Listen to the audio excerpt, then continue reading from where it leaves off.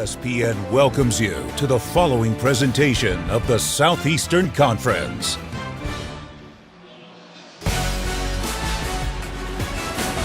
Welcome to ESPN College Football presented by Marathon. Today at Jordan-Hare, an SEC matchup. The Auburn Tigers still alive in the SEC West as they take on Mississippi State in front of a packed house. As you just heard Rece Davis say, to wrap up game day, anything can still happen in this division of the SEC. Spirit takes her final flight here at Jordan-Hare, and is this the last gasp for Auburn?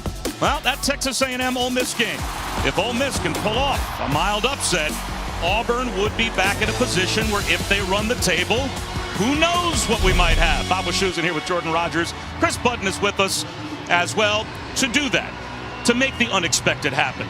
This offense with Bo Nix at quarterback for Auburn needs more consistency, correct? Absolutely. It's a steep road. The defense is actually playing well enough to help them run the table. But for Bo Nix in this offense, first, they got to run the football better to help Bo out, but he's got to be consistent. He's got to make the routine plays look routine. Completed less than 50% of his passes last week. That's an issue. That doesn't get the offense any cohesiveness, any consistency. So it starts with him. Those short throws, we know he can make the explosive ones. The easy ones make them look easy. He was replaced earlier this season, briefly, by the LSU transfer TJ Finley, but only managed 3 points on offense last week in a very disappointing loss at Texas A&M. Mississippi State won the toss. They deferred, so it will be Bo Nix and that Auburn offense out there to start.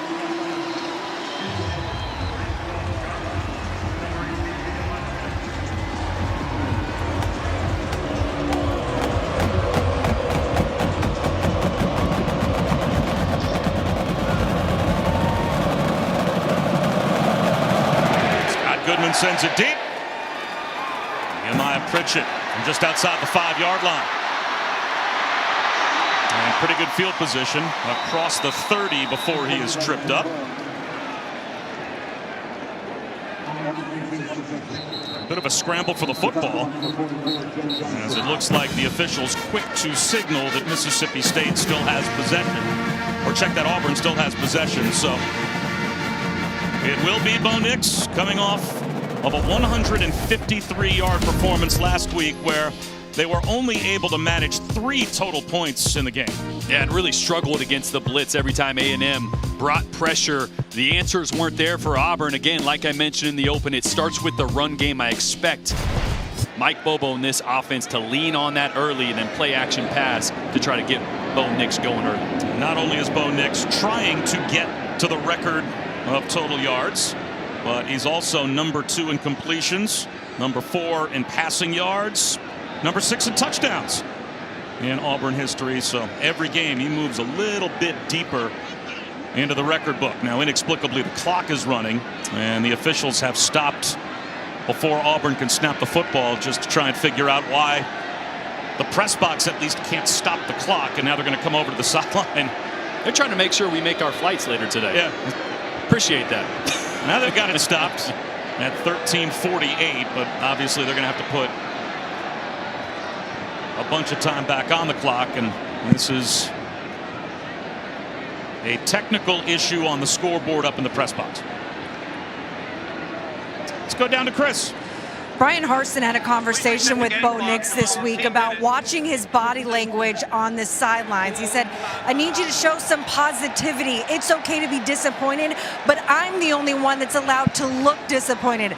Nix told me this week it's something that he's been working on during practice, trying to have better leadership, trying to be more vocal. We'll see how that plays out today. They've got the clock ironed out. Tank Bigsby behind Nix in the pistol. Play action for Bo Nix. First play of the game. He's looking downfield. Wide open over the middle. Shedrick Jackson trying to split the safeties. Well, that will improve your early body language when you hit a big play of 48 yards. 1 snap, and Auburn's in the red zone. And a great decision. I mentioned making the routine look routine. They want to take a shot here. There's deep coverage over the top. The shot play, the post has double coverage. Great, come down to your dig route right underneath for a big gain and a nice completion to get things going for Bo Nix. They'll flex out his tight ends and move back into the shotgun on 1st and 10 at the 19. 5-man rush, well protected over the middle. He's got John Samuel Schenker. The tight end picks up 9. I mentioned they need to lean on the run game early, but hey, don't listen to me, Coach Bobo. Get your quarterback comfortable early. I love the play selection, play action, first play, and then a nice easy throw to get into the red zone and get Bo Nix in rhythm.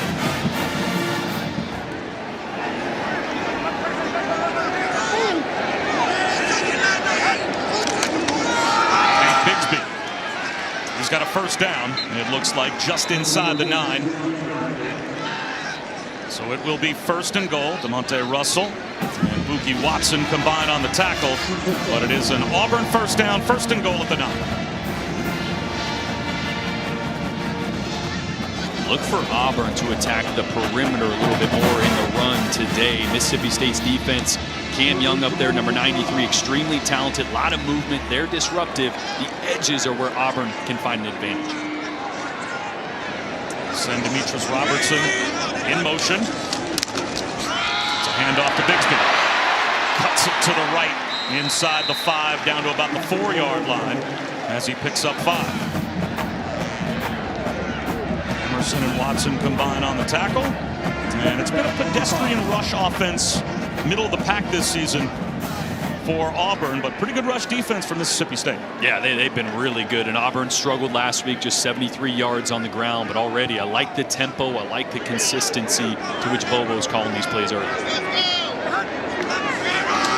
Bigsby at the goal line. He's in for an early touchdown.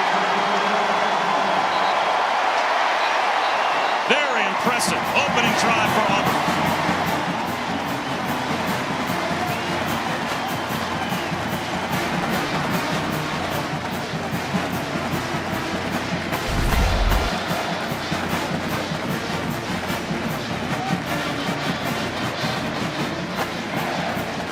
Great effort by Bigsby there, putting his head down. He's such a physical runner. I guess that's why they call him Tank. No surprise there. Punch that one in. The previous play is under further review. And they could not immediately confirm the touchdown. The replay booth is going to take a look to confirm that Tank Bigsby broke the play. Yeah, this one's close. I don't think Tank thinks so. He's like, nah, come on. Let's see here. Gets real low to the ground. Gonna look for his knees. Do they go down as he extends? They do, but all that ball's got to do is touch the very front of that goal line. Just grab some white paint there, and it sure looks like that ball crosses the plane before a knee goes down. And again, it was ruled a touchdown on the field. So that means you need indisputable evidence that he is short of the goal line. And this looks like it's going to be a pretty quick confirmation. After further review, the ruling on the field stands. Touchdown. 8th rushing touchdown of the season for Tank Bigsby.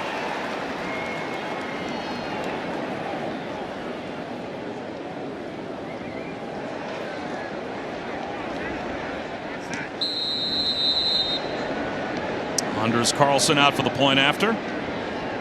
Number 3 all-time at Auburn in career scoring. Number 2, of course, his brother Daniel. And it is 7-0 Auburn.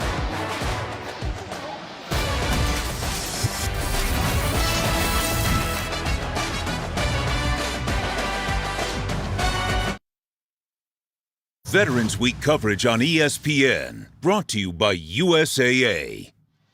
Easy. Welcome back to the SEC on ESPN.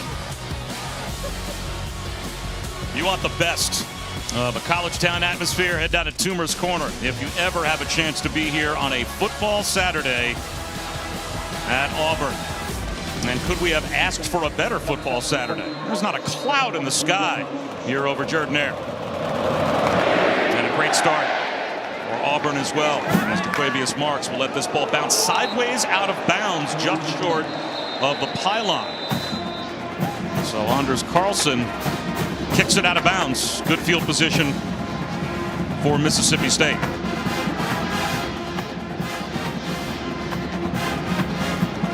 Look, this air raid offense is unique, which means the defense every week is unique. Free kick out of bounds. Kicking team number 26. Mississippi State is elected to take the ball at the 35-yard line. First down. Now, how does it change schematically what Auburn does or what any team has to do when they take on Will Rogers and this air raid scheme? Well, you got to drop 8. Derek Mason is a 4-down base defense type coordinator, but not this week. It'll be 3 down, a lot more speed on the field to get 8 guys in coverage, because Mississippi State's going to drop back and throw the football almost every single down if possible. And that's how those numbers occur for Will Rogers. Over 300 yards passing in 7 consecutive games. And he's going to take a shot on first down here. Knocked away. Nehemiah Pritchett in front of Ra Thomas. Perfectly done. Let's go down to Chris.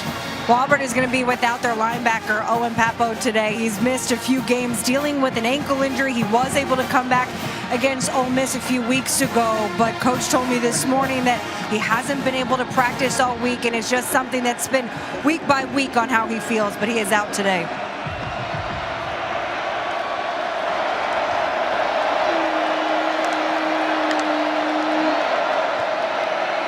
Action on second down. Swing pass. Marks to the sideline, and he's got a first down. Yeah, and this is the matchup of the game. Talking to Coach Harsin this week, they need to tackle and tackle well in space, because Mississippi State will dump it down to their running backs frequently. Woody Marks is the 3rd most receptions in the entire SEC.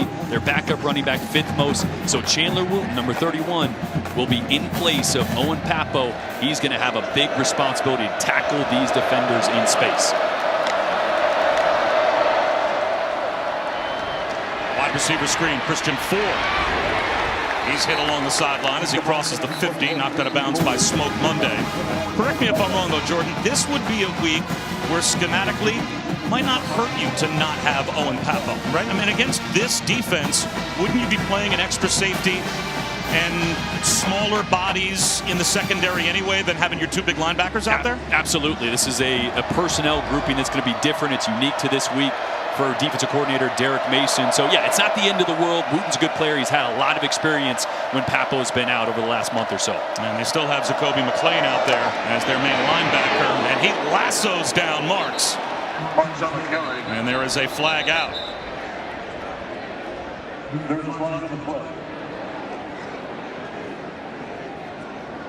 Christian Ford down and injured as he was in the area where McClain brought down Jaquavius Marks.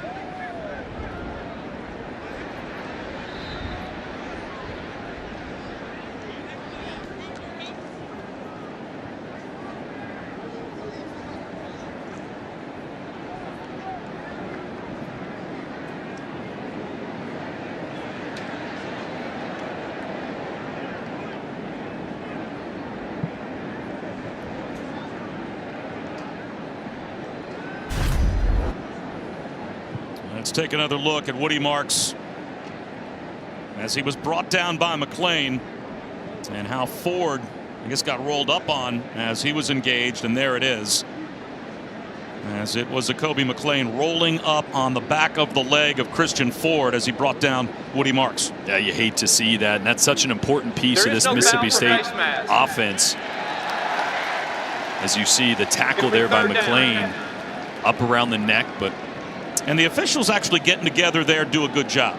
Yeah, because that had the look of a face mask. The way that Woody Marks' head jerked back, but they realized picking up the flag, the right thing to do. We'll step aside for just a moment. ESPN College Football is presented by Marathon, driven forward, and in part by USAA.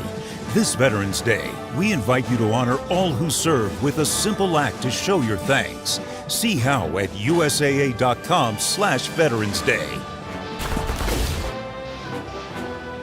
In honor of Veterans Day weekend, Auburn partnered with the Alexander City Military Vehicle Club to bring some really cool historic military display vehicles to campus. And as we bring you today's Weekend Wake Up, brought to you by Wendy's Breakfast, take a look at what is still to come this afternoon and this evening.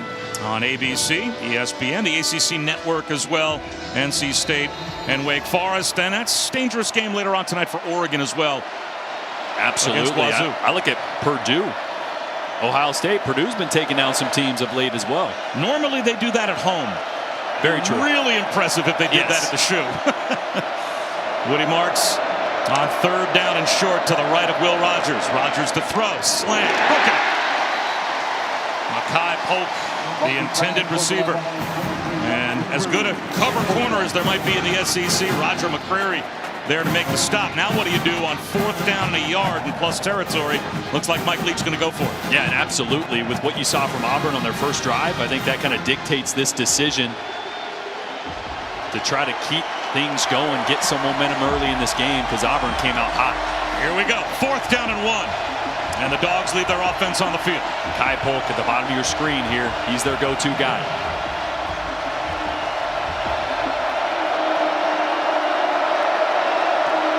Play clock down to 2, down to 1. They get the snap off, and there's a little button hook for a first down to 𝐁𝐮𝐥𝐿𝐴. Boy, that's part of what's so tough about the air raid, the timing. When the timing is perfect, it doesn't matter what the defense is. I mean, that throw was on Wally as soon as he turned to Rogers. Nothing the defense could do. Great throw.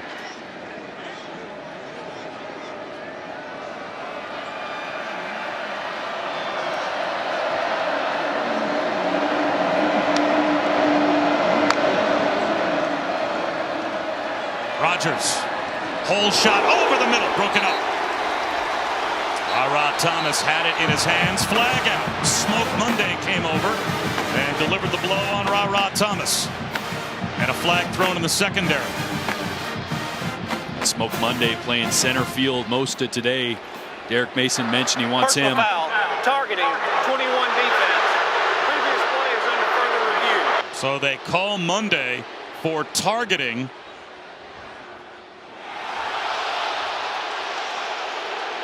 To the naked eye, it was a hard hit, lowered his head, but at least the initial replay we saw here, and you can hear the reaction of Jordan-Hare in the background. The crowd disagrees, and I think the crowd's right.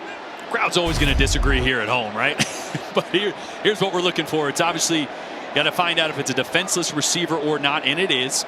So this does not have to be crown of the helmet. This is any forcible contact to the head or neck area, but Smoke Monday here does a great job of getting his head out of the way. Leading with the shoulder. This is a good football play. This is a hard hit, and this is exactly what we want this rule to promote. These type of hits, getting your head out of the way, being physical, but not overtly trying to punish a player over the middle, especially a defenseless player. So I think this one is going to end up being not targeting and a great play by 21. And here is the call. After further review, there was no forcible contact to the head or neck of the defensive player. Therefore, there is no targeting. It'll be 2nd down. And you're exactly right. That is probably the hit that before they came up with the targeting rule, culturally in football, would have been the, I'm just going to go blow this guy up.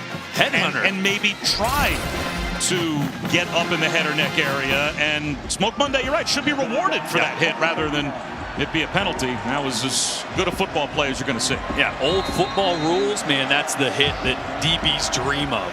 But keep an eye on 21. He's going to be playing that roaming, middle of the field, center field player for Derek Mason's defense. He's going to have a lot more opportunities to make plays on the ball today. Rogers lobs one down the sideline. Incomplete. Flag down at the line of scrimmage. Jameer Calvin was the intended receiver. It's going to be holding against Mississippi State.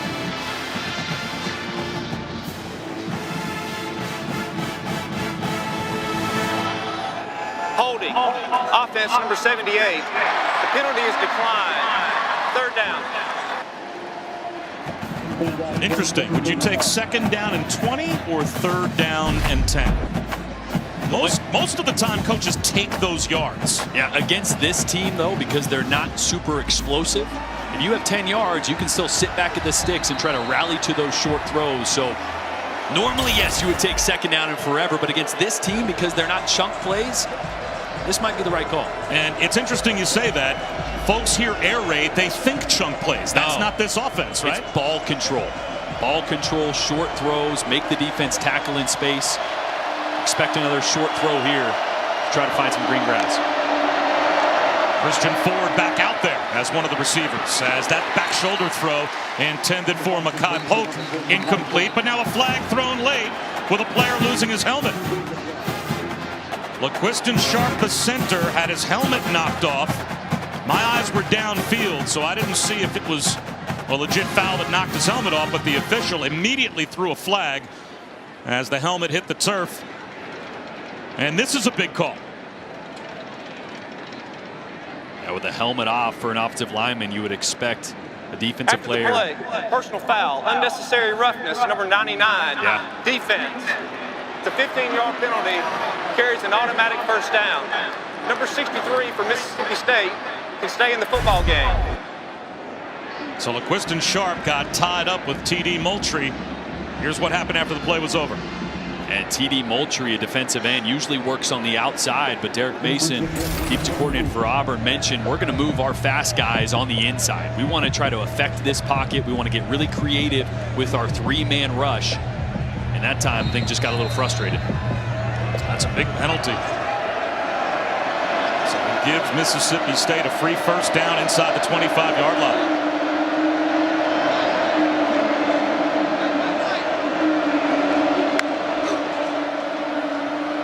Rogers, all day to throw. Extending the play further. Checks one down to Austin Williams, who's down to the 15. Close to another Bulldogs first down. Interesting here. Last week, Will Rogers was able to step up in the pocket. The outside rush was so wide that he had so much opportunity to step up and see the field. Auburn saw that on tape. They want to pinch their rushers a little bit more, condense that pocket, force Will Rogers out on the outside, but he does a great job there of finding an open receiver and extending the play.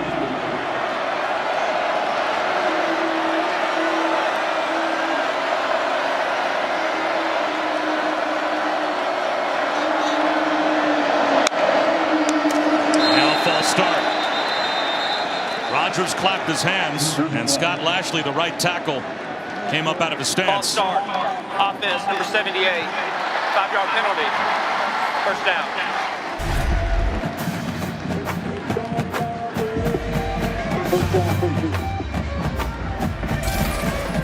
A lot of times that silent cadence on the second clap or second noise, whatever it is. Not too loud here yet at Jordan-Hare. It'll ramp up at some point. Lashley just got a little antsy on that one. Woody Marks and J.J. Jernigan both in the game as they flank Will Rogers. First and 15.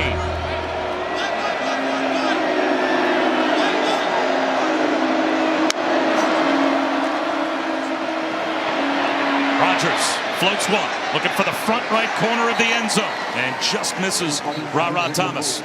It'll be second and 15 at the 20. And great coverage on that one by Zakoby McClain, the will linebacker for Auburn. Working in coverage. Again, this is not an area of the field that these linebackers are used to carrying defenders. You're going to have to do it all day, but a great job in coverage on that one.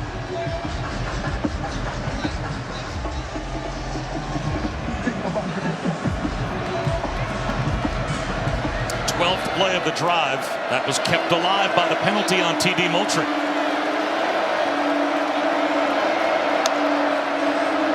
Comes a blitz. Throw a tunnel screen behind it to Thomas. And he picks up 5 to make it third down and 10 at the 15. And this gets into interesting territory, right? With Mississippi State having kicking troubles. They don't know if they have a consistent kicker. You get down in here, are you even comfortable enough to kick a short field goal? Or is this 2-down territory for Mike Leach and you just want to pick up 5 or 6 here and then set yourself up to go for it on 4th? I think we'll find out by the type of play call here. Is it a quick throw or are they trying to pick up all 10? Will give you an idea how Leach feels about his kickers today. Mississippi State missed 3 field goals last week and a field goal loss. Rogers dumps it off. Woody Marks. He is down to about the 12-yard line. Here is what Mike Leach said last week after the game about the kicking troubles. There's an open tryout on our campus for kickers. You know, anybody that wants to kick or walk on and kick at Mississippi State, you know, we'll hold a tryout anytime you can get over there to our building, providing you're cleared by the NC2A.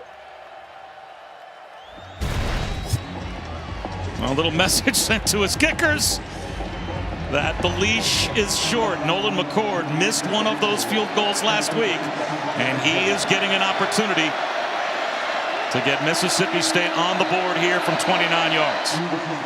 And now a flag down as it looks like the play clock wound all the way down. Delay of game, offense, 5-yard penalty, 4th down. That'll back the Dogs up 5 more.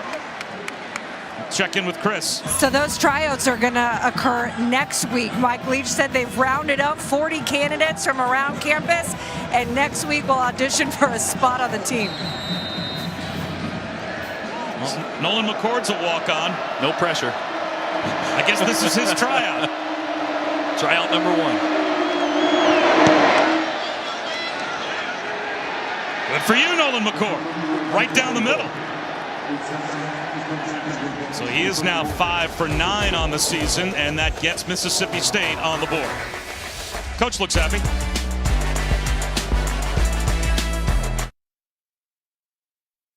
Matt Barry in our college football studio. Rocket Mortgage studio update. Alabama has Arkansas next week. Closed as 52-point favorites against New Mexico State. Jameson Williams, 49-yard touchdown. Hey, big game Bob, upgrade this week or not? I would say from a, you know, just a team chemistry standpoint, Jordan Rodgers. Big time upgrade, right? Close to Dan Orlovsky. You have to understand, there is a lot of venom unexplained between Matt Barry and Dan Orlovsky. A lot of hair competition over there in Bristol. Yeah, and my hair envy of all of them is real. And you as well. Auburn scored, was an easy touchdown on their opening drive. Now they're going to line up the trick play here on the kickoff return. The throw back to Nehemiah Pritchett. Flag down. We'll have to check the penalty marker thrown back inside the 30-yard line as the trick play seemed to create an alleyway for Pritchett as Jarquez Hunter threw a strike. But this may be an illegal block against the Tigers. Let's see. During the return, block in the back, receiving team number 89. It's a 10-yard penalty from the spot of the foul. 1st down. That's 𝐭𝐮𝐥𝐵𝐬, the former tight end, playing defensive line now, so he's used to blocking a little bit, but you get a big man out in space here. He tries to clip the defender as much as possible. I guess got a little bit of the back, but Auburn not holding anything back, huh?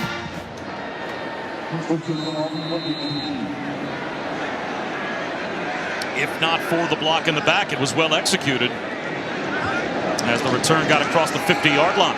There's Bigsby trying to bounce off tacklers, and he is brought down very close to the line of scrimmage. Might have lost a half yard. Martin Emerson came up and helped on the stop for Mississippi State, along with Aaron Brulette.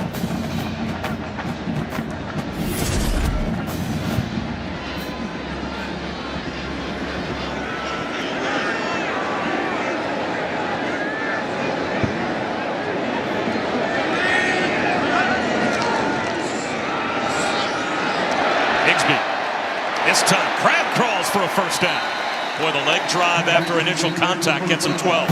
And already having a ton of success between the tackles for this rushing attack by Auburn. They're going to get a lot of 12 personnel, a lot of 1 running back, 2 tight ends. You're going to see those tight ends move a lot pre-snap. They're trying to gain a numbers advantage to one side or the other because Mississippi State is so stout up front. You see them jumping from side to side frequently. That's by design, and they'll check the play a lot of times. Load up the right side of the formation with the tight ends and run that way. Bigsby turns the corner. And he's close to another 1st down. Steps out after a gain of 8.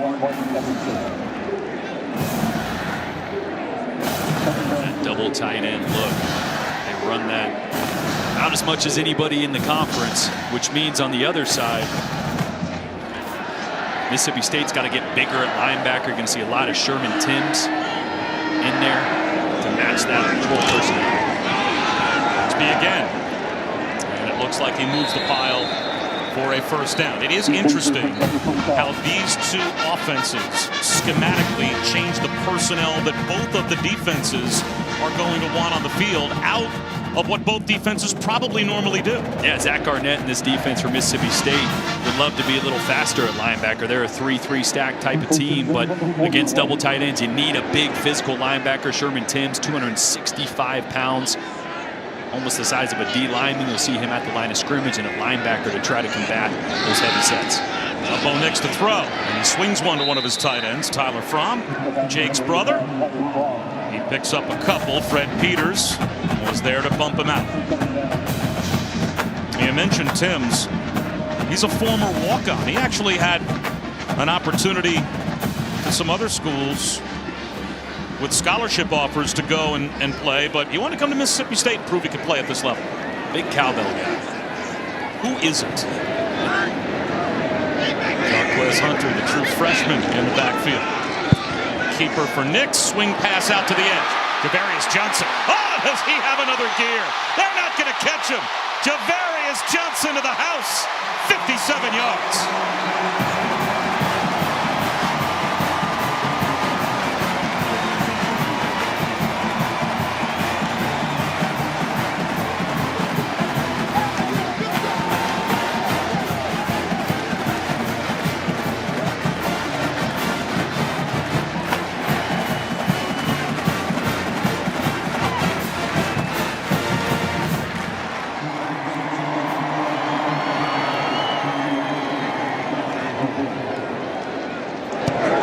Bo Nix a touchdown pass, I believe, in the stat line.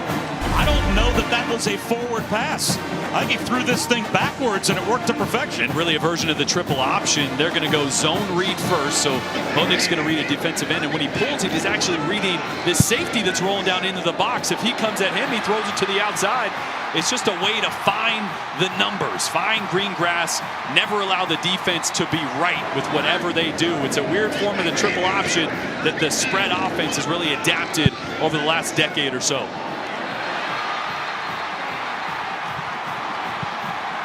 And yeah, I think that's going to be a rushing play, huh? Yeah, I think that's a 57-yard touchdown run. Boy, as a quarterback, I hate that. Oh, I hate it. Oh, give me those stats. Come on. Don't take that from me. You know what? I think there were times back in the day that, like, Magic Johnson would get an assist from the Lakers guys keeping the stats at the table when he was on the bench. Oh, yeah. You know what I mean? So I think just put that one down. Keeping the hometown book, you might give that one to Bo Nix. We'll see. We'll keep our eyes on the numbers. I'm maybe biased because I played quarterback, but I'd be okay if they just gave him that one. Right now, they are calling it a forward pass as things stand now. Good. Don't go review it. Don't look at it. We'll move on. And there's Woody Marks. The run back only gets to the 15-yard line. Again, Tula Griffin not here with Mississippi State banged up. As Taco Bell welcomes you to the Live Más Student Section of the Year contest. Use hashtag Student Section Sauce and get the committee's attention. Go to ESPN.com/Taco Bell to see how your school can compete. See if Mississippi State comes out and tries to, I say, establish the run. That's not really Leach's forte, but the last couple of games they have really run the football successfully, and they don't have a rushing attempt yet today. Similar to that backwards pass there, they did toss it one time, but it was slightly forward. This is a part of their game that can get teams out of that drop eight and help them be more successful through the air.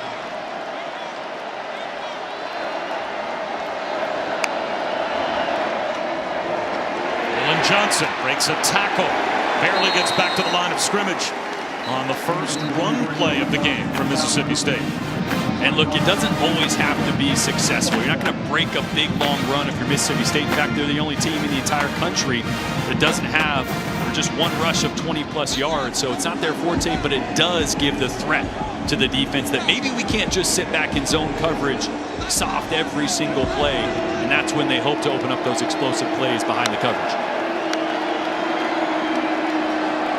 Rodgers over the middle, it's tipped, and Smoke Monday had a chance at a pick. Jaden Walley, the intended receiver. Boy, what did I say earlier? on the targeting call that obviously wasn't Smoke Monday. It's going to be playing center field all day and just watching the eyes of the quarterback. He's supposed to be dropping to his right side, the quarterback's left. He reads the eyes and nearly comes up with a huge interception here. 3rd down and 10.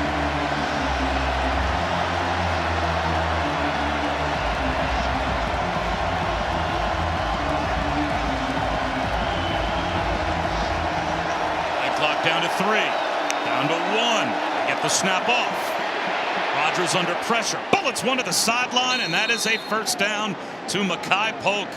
Badly needed. Picks up 11 on 3rd down and 10. It's just a great route on the outside and really great blocking to start this one off. Makai Polk just on a stop route. Auburn playing a little bit more man coverage at times matching up on the outside. And Rodgers and Polk, a hot connection. Polk obviously leads the SEC in total receptions. And he's been Will Rogers' go-to guy all year.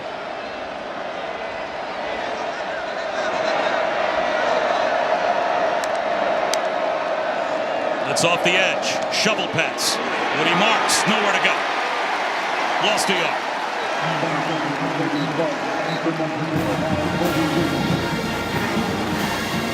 But so far, this defensive front for Auburn is playing really well. Just rushing 3. Colby Wooden that time took on a blocker. Also brought Woody Marks down. And that's the starting center, Winston Sharp. And is walking around with a limp. He's going to stay in the game. 2nd down and 11.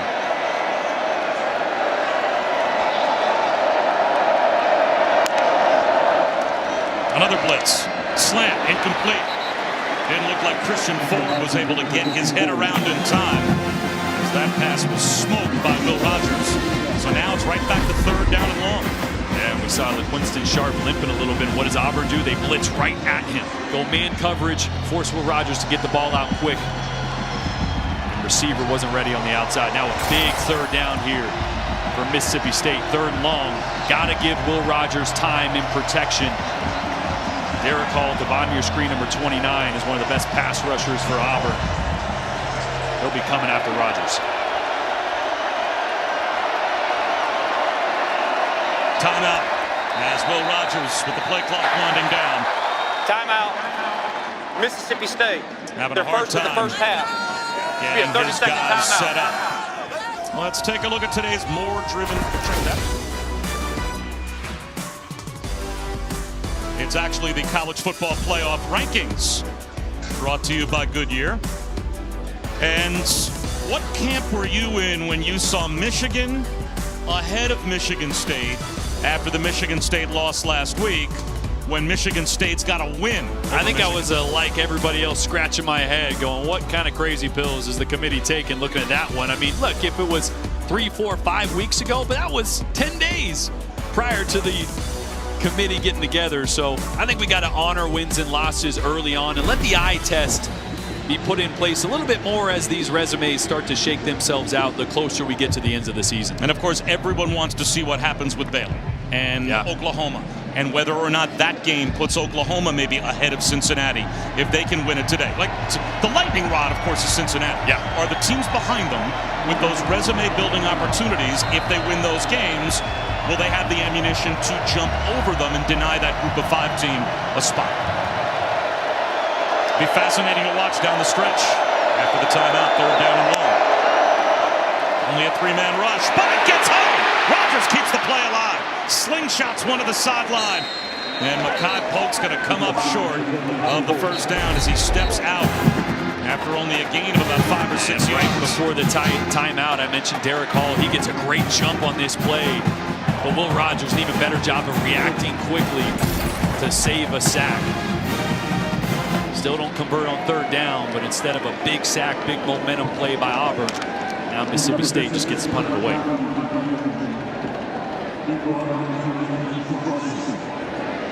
So Demetrius Robertson back deep to receive the kick of Archer Trafford. Trafford barely gets it away. Actually, they're going to say the ball was tipped. So it will be cradled by Robertson in traffic. as Auburn's rush tipped Trafford and knocked him down, but they're going to say the ball was deflected. And a fast start by Bo Nix, a huge completion to start this game out, and a great decision. And then really it's been the ground game for Auburn and Tank Bigsby between the tackles, where it has been really tough to run on this Mississippi State defensive front. Auburn has been rolling, then a huge play and a great read again by Bo Nix. Explosive plays already today, something we haven't seen a ton of out of Auburn, especially over the last 6 quarters. And don't tell Bo, but that 50-yard, 57-yard touchdown pass is going to become a run. He's dropping back to throw here. He finds a hole in the zone and throws another strike to Shedrick Jackson for an Auburn first down. And Bo's like, okay, I'll show you. We'll just keep slinging it. I'll get my yards back. Apparently it's not updated in the monitor yet, but they're going to take away that 57-yard touchdown pass, saying he throw it back. This one was for him. Yeah, and I love this. Moving the pocket, changing the launch point. Talking to offensive coordinator Mike Bobo, he has that written on his play sheet. Get Bo Nix outside the pocket, get him comfortable. And that play in rhythm. Chris Hunter into the secondary, and the freshman's got a first down.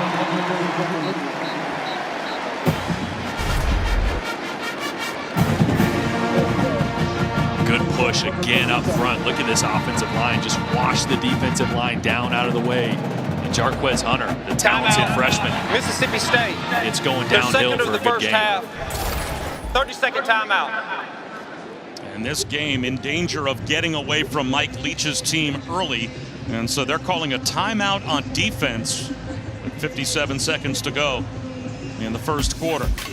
Well, tonight, number 1 Gonzaga will host number 5 Texas, a monster early season college hoops matchup in Spokane.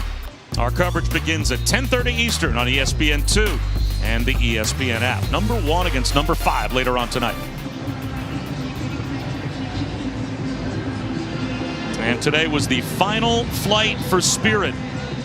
I think it was 47 pregame flights that the Bald Eagle Spirit made, and so Spirit has earned a trip. I guess, where did Bald Eagles go when they retire? Is there like a Century Village for Bald Eagles? I was going to ask. Go play some golf? That's it. Shuffle, yeah. Get to go to the early bird special. Del Boca Vista Phase 2. The easy life. And earned. Well earned. So after the timeout, let's see how the Mississippi State defense responds.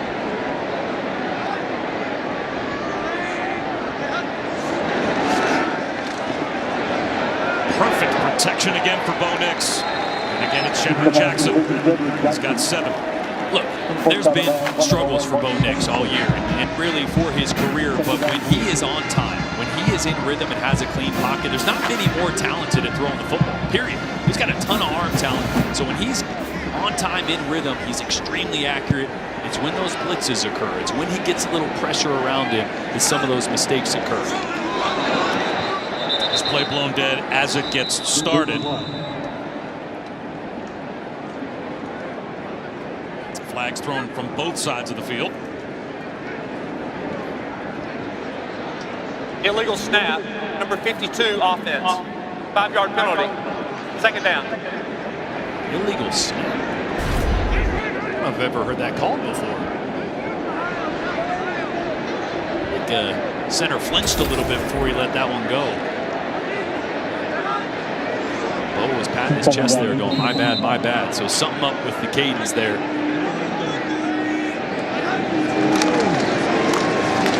And one off to Hunter. And that should take us to the end of the first quarter, as he maybe got a half yard. So it will be 3rd down and 8 for Auburn to start off the second quarter. They dominate the first quarter with a 14-3 lead. So this will be an opportunity for the Bulldogs to start off the second quarter, and what you have to think is a must-stop defensively to keep this game in touch. But a dominant performance by the Tigers in the first quarter. That's been all on the ground for Auburn, and this offense has woken up to the tune of 14-3 early in this game.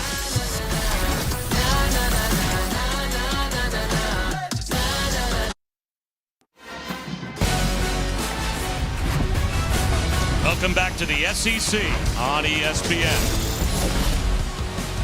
Bob Wischusen alongside Jordan Rogers. Chris Budden with us as well. And as we're set for the start of the second quarter, Always one of the best scenes in college football here on the Plains at Auburn. They've got a 14-3 lead, but Mississippi State has forced 3rd down and 8 to start off the second quarter. Bulldogs showing blitz. Looks like Bo Nix sees it coming. They'll drop out and rush only 3. He double clutches and still is able to squeeze one into Demetrius Robertson for the first down as we check in with Matt Barron. All right, Bob, from one quarterback to another, LL Bean studio update. 9-play, 78-yard drive for the Sooners. Caleb Williams keeps it himself. OU off the bye week, up 7-0 on Baylor in the second quarter.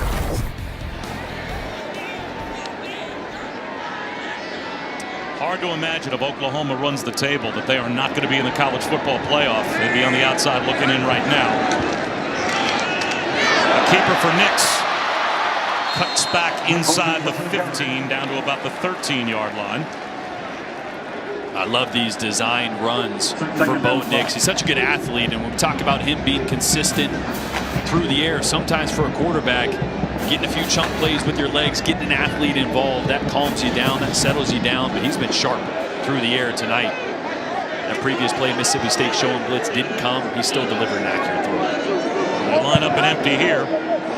2nd down and 5 in the red zone. Design rollout. Shot to the sideline. Toe tapping is Kobe Hudson. And it looks like he's got a first down. Should be 1st and goal. And another great decision. This is hot for Bo Nix. He knows he has nobody to block this guy coming through the middle line of scrimmage. This is not a designed rollout. But he knows my quick throw is to the right. I got to buy some time, get away from this defender. And he does it great. They snap it quick on 3rd down as Hunter goes up the middle and gets stood up. We'll see where they give him forward progress to, as they said that Kobe Hudson stepped out just short of the line to gain. Jalen Green came up and helped make the stop, and it looks like it is going to be 4th down, as Hunter did not get there. So a big play here. The way they've been running the football, I gotta feel like they should be confident in getting push up front. And here come the extra big bodies, as Shaun Shivers is in the game, and a couple of extra tight ends. So that territory, we've got to keep an eye on Bo Nix as well, using his legs. Jet sweep. Shivers cuts back, easily picks up the first down. It is 1st and goal with a flag down, though, on the far side of the field.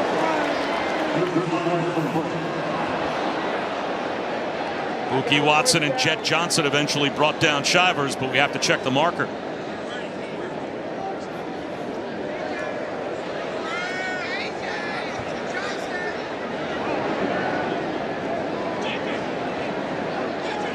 Offside.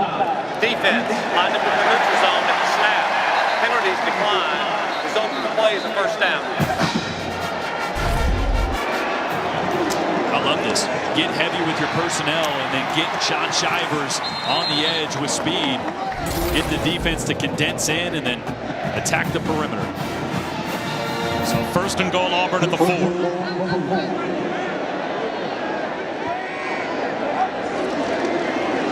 Hunter.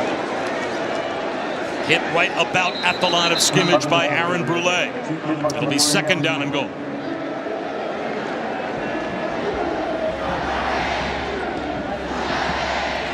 Okay, on the play. 2nd down,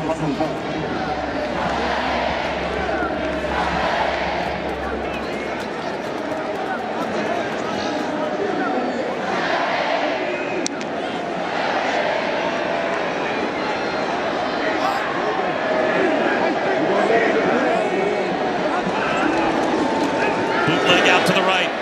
Bo Nix looking back in the end zone. Touchdown. Luke Deal. First touchdown catch of the season for Luke Deal. And the 3rd touchdown of the game already for Auburn. Great job getting Bo Nix outside the pocket. Everything gets wide, right? His eyes go wide. The outside route pulls all the defenders, and Luke Deal just sneaks backside. And Bo Nix does a great job finding him, throwing across his body accurately for the touchdown.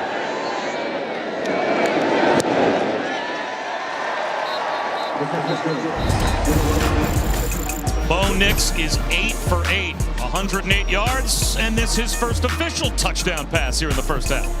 And coming out hot out the gate. Didn't expect it from Bo Nix, but this offense is rolling.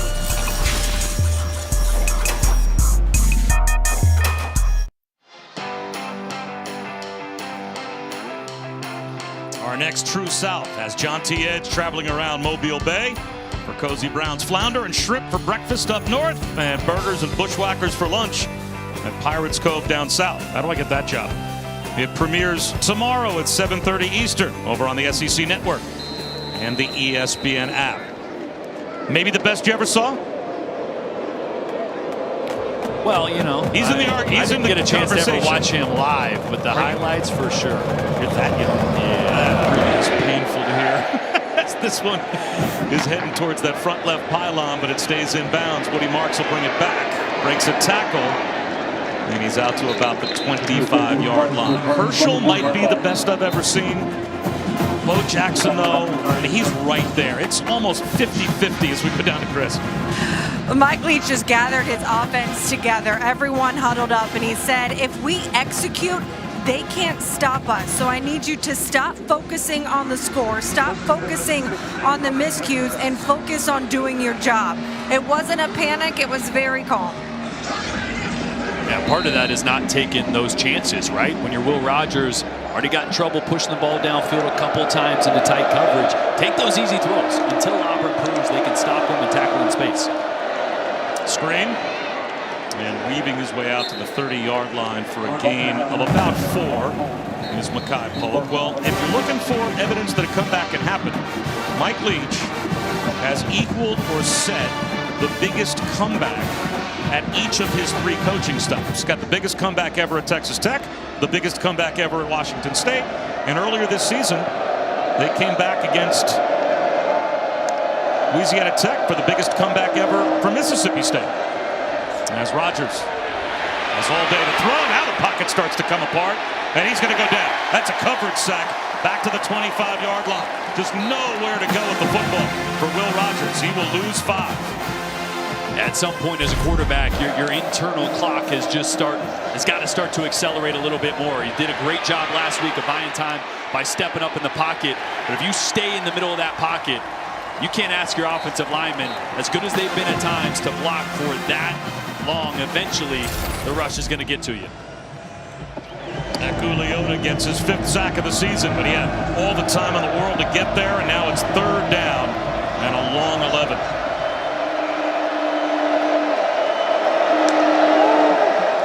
Again, only a 3-man rush. But it's a check down and nowhere to go for Woody Marks. One-on-one tackle in the open field by Zakoby McClain, and it is a 3-and-out for Mississippi State. Great job by the secondary there, and that's what happens to this Mississippi State offense when you get off schedule, right? When you don't pick up 3 or 4 yards on first down. That puts everything behind the sticks. That allows the defense to play firmly in 8-man drop coverage, and that tightens up those windows. And again, on that 3rd down, great job by Auburn of tackling in space. Trafford, it's away an end-over-end kick. Robertson, late fair catch signal at the Auburn 33.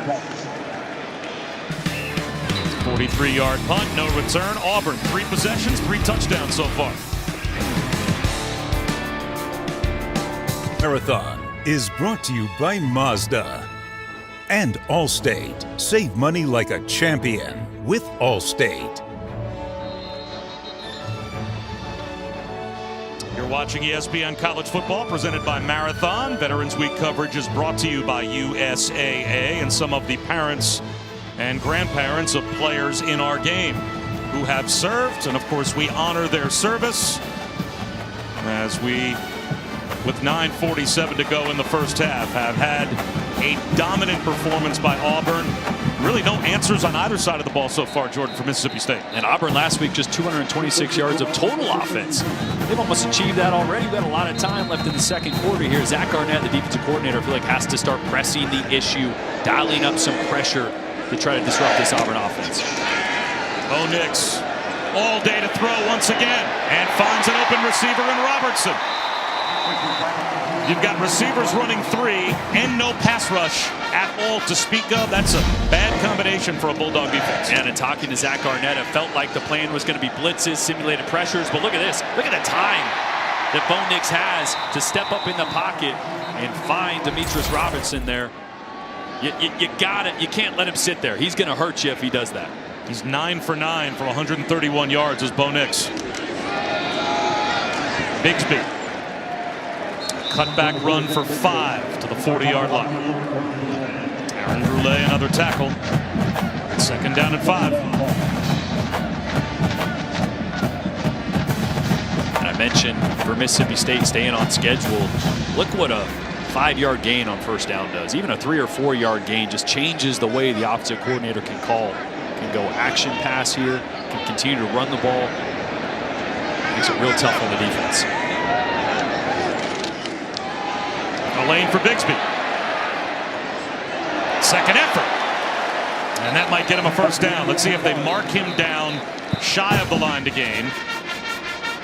But he is very close. Somehow, again, he maintained his balance after first contact. And I think they're going to get him past the sticks with the spot. Yeah, really, really close there. The ball comes out here at the end of this run as Tank Bigsby's fighting for extra yardage. The first guy never gets him down. Watch the ball hit the ground right here. Comes out of his hands for a second. Luckily, gets it right back. Emmanuel Forbes was there to hit him first, but it feels like what Mississippi State needs, right? Yeah. They need a lucky giveaway by this Auburn offense. But again, it's not going to sit back if they just, and here comes the pressure. As the blitz get home. Heaving one is Bo Nix. Just a jump ball down to the 5-yard line, and it falls incomplete. And that's what you got to do, right? You got to force Bo Nix, force this quarterback to make a bad decision. And it's not a bad decision right there. It's 0 coverage. Your 0 beater is right down the middle of the field. Nix does a good job of buying some time, putting air under the ball to try to give his receiver time to get there. But he's a good quarterback when you give him time. He's had a ton of it up until then. That's his 1st incompletion.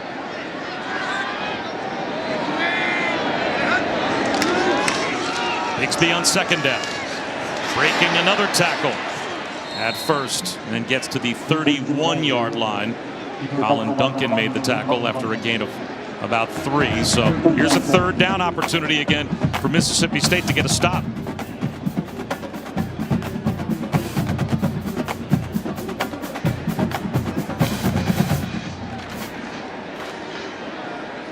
Garnett getting his pass rushers on the field. Let's see if he opts to dial up pressure. It's looking like a cover 0 look, no safety help over the top. So will they bring this pressure at the bottom of your screen? Comes a blitz. And that is hauled in with one hand by Kobe Hudson for a 1st down. Terrific catch by Hudson. I tell you what, this is what Bo Nix didn't do last week. When there was pressure, he didn't look for the easy throw. He looked for the home run, the tight coverage. This is what you have to do against pressure. Find the high percentage throw, the guy that's running away from the defense, short little out route. Great throw, accurate, and even better decision by Bo Nix. 2 tight ends back on the field for Auburn. Wide receiver screen from Johnson. Out of bounds short of the 15-yard line. So the Tigers are now 2 for 3 on 3rd down in this game. Remember, the only time they missed on 3rd down, they went forward on 4th down and got it. So Mississippi State has not been able to get a stop on defense yet.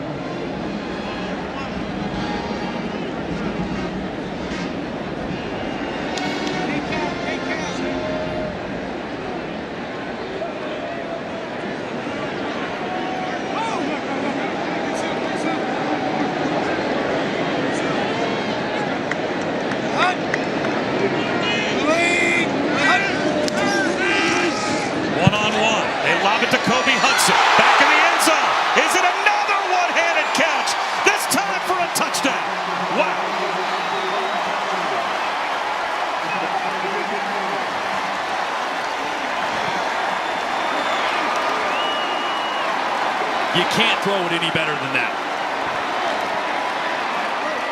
Bo Nix continues to be laser accurate. A huge 3rd down throw on pressure earlier in the drive, and then that. And Kobe Hudson You don't need two hands.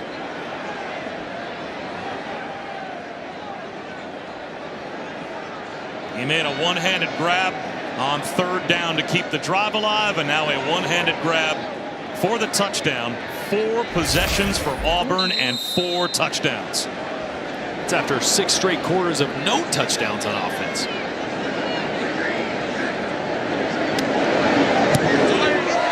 Anders Carlson tacks on another point after, and it is 28-3. Statement by Auburn.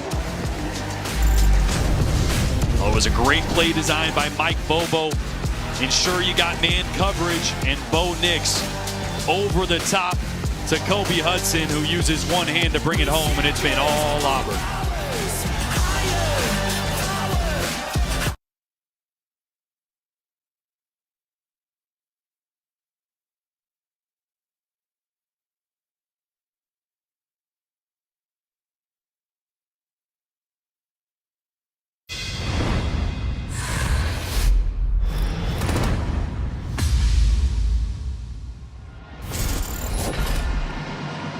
Bᴜʟʟᴅᴏ here with Jordan Rogers, Chris Budden as well, watching Auburn put on a first-half clinic.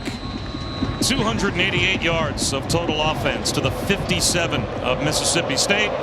4 possessions for the Tigers and 4 trips to the end zone. Let's check in with Matt Barrett.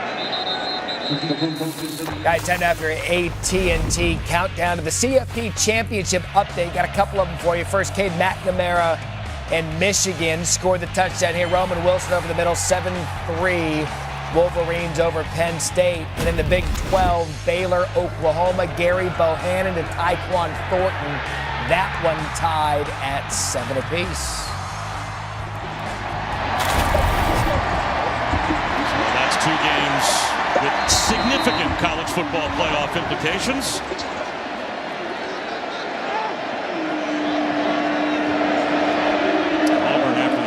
Performance last week, 20-3 loss to Texas A&M. They have dominated the first half here, but here's a first down.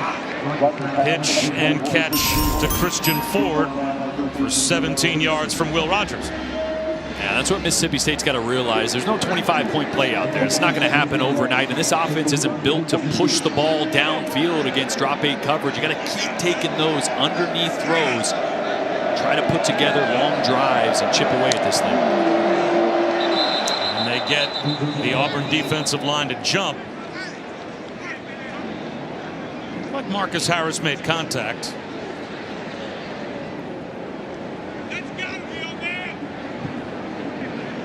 Offside. Defense. Number 50. In the neutral zone with contact. 5-yard penalty. First down.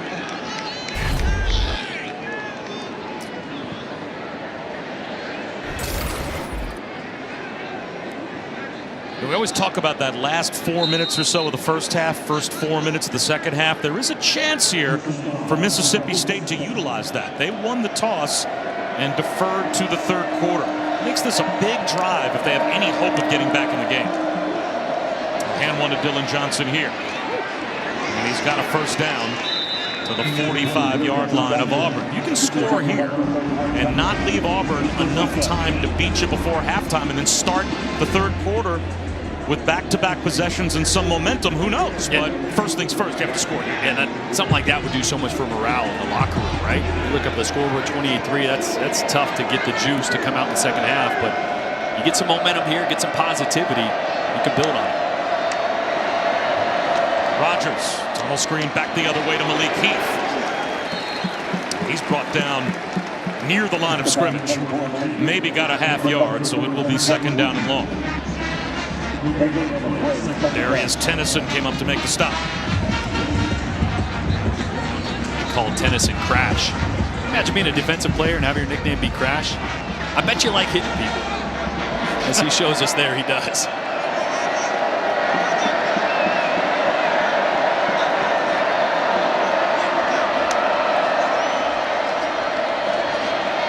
Rogers wanted to load up, and now he's going to run. Gets to the sideline, and he's out of bounds at the 41-yard line, picked up about 4. So here's a big third down coming from Mississippi State as he's pushed out by Derek Hall. They'll try and keep the drive alive. Yeah, and this is definitely 2-down territory here, right? With the kicking troubles that they've had. Also, look at the scoreboard, it's 28-3. So don't have to pick it all up here if you're Will Rogers. It's not there downfield.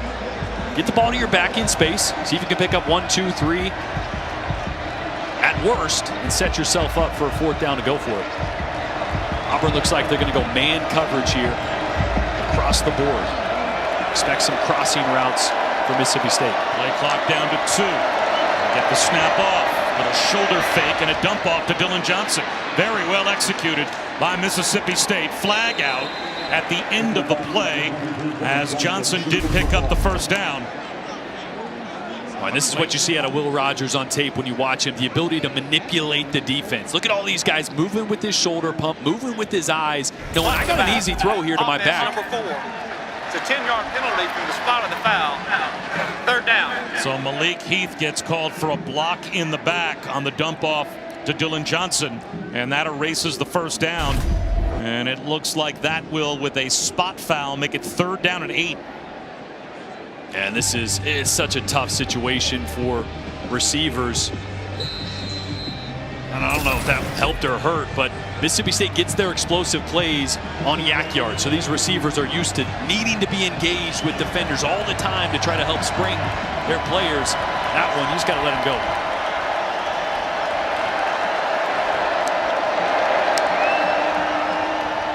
Four-man rush. Rogers steps up in the pocket. He's going to take off and run again. And it'll be 4th down. And you're right, it seems like a no-brainer considering time and score and where you are on the field. You have to go for this. Good, and a great decision by Will Rogers as he's a little slow getting up. But don't force the ball downfield. No one, you got to go for it on 4th. Just pick up 3 or 4. All right, get Mike Leach in a situation where he can call something that's a little more high percentage. So Mississippi State trying to score before halftime and breathe a little life back into the game. Down 28-3, 4th and 4, and they will go for it. They've had some success so far on 4th down this year. Again, the play clock winding down. It's at 2. They get the snap off. Rogers rifles one along the hash marks, and he's got a 1st down to Austin Williams. A big play for Mississippi State. Boy, right, just snapping it in time for the play clock. And again, Rogers working his eyes and making quick decisions. You have to do that against zone drop defenders that have eyes on you. You can't hesitate, pulled the trigger really quickly there to find Austin Williams. Great pickup, important pickup. All the time in the world. And about 8 yards on 1st down into the red zone to Makai Polk. That's 8 straight completions now for Will Rogers. And this is perfect. You mentioned it, right? If you can milk that clock, get a drive going. Timeout. Get a score here at the end of the half. The first of the first half. You get it to start the second half, and that could change the ball game. Auburn spends their first time out on defense as they're trying to save some time maybe for their offense as well.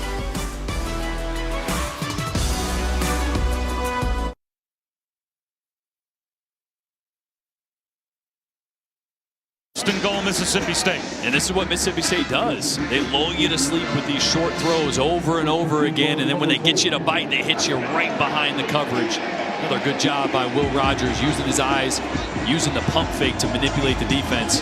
They got to punch this one in, though.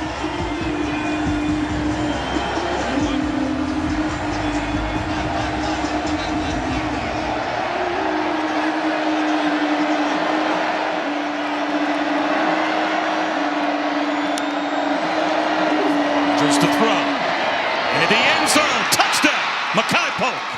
Just what Mississippi State needed with a $1:55 to go before halftime. 10 straight completions now for Will Rogers and the touchdown strike to Polk. And it's really the motion that helps set this one up. You're going to see Polk on the outside. The motion takes that safety out of the way. So now he's working one-on-one on the outside with no defender there deep on the inside. Creates that one-on-one matchup. And that was the drive. That was the statement that Mississippi State needed to go in halftime. Nolan McCord gets the extra point.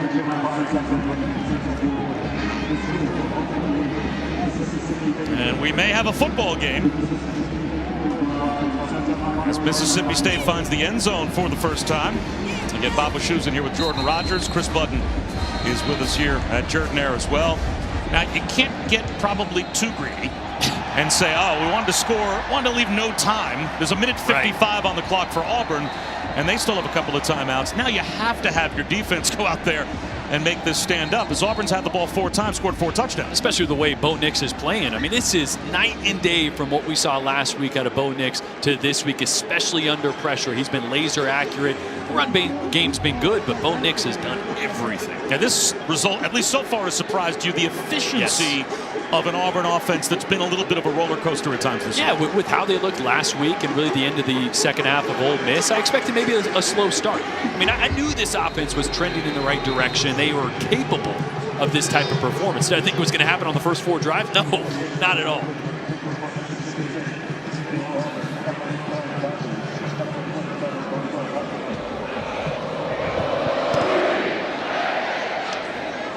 And this will go through the end zone for a touchback. Also for Mississippi State, when they've only rushed 3, they have not gotten to Bo Nix, but when they've blitzed as well, they haven't gotten there. Pick your poison, right? You can't give him a clean pocket. When you do blitz him, he's been perfect, and this is something that we really haven't seen, this consistency out of Bo Nix under pressure, laser accurate, but more importantly, making the smart decisions, not pushing the ball downfield in tight coverage unless the look was perfect. Take the easy throws, and then down there in the red zone, when you have it, throw it to your playmaker.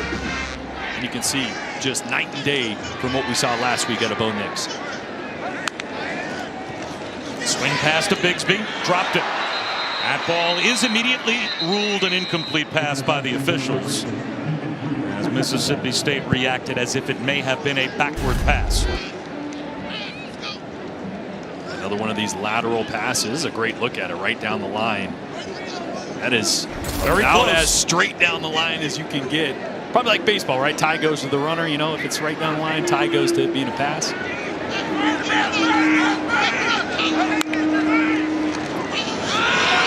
And off to Shaun Shivers. And he is driven back. Still on his feet. Second effort actually lost him another yard or 2 as Colin Duncan eventually finished him off. And would you get greedy here if you're Mississippi State and call a timeout before 3rd down and long? Just looking to the sideline thinking, I don't know why they aren't calling a timeout, right? Save a little bit if you can. Get a chance to get the ball back here regardless, but I'd always lean towards stopping the clock as quick as possible in a situation like this. They only have 1 left. Auburn still has 2 of their timeouts, but it's 3rd down and 8.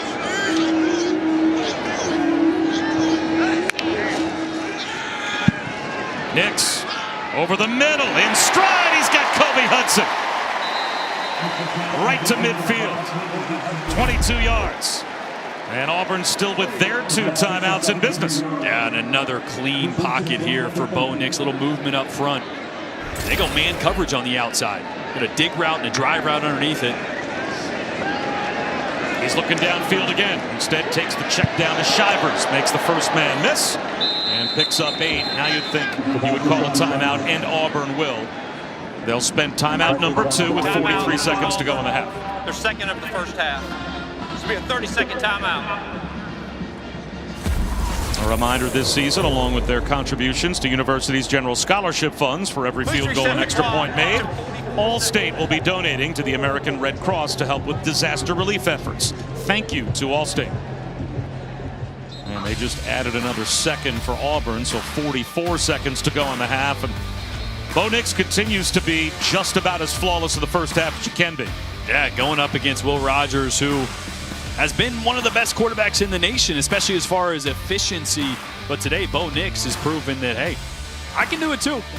I know I haven't shown it all the time, but Bo Nix has always been a talented player. And when it comes together, especially here at home, it can be really special.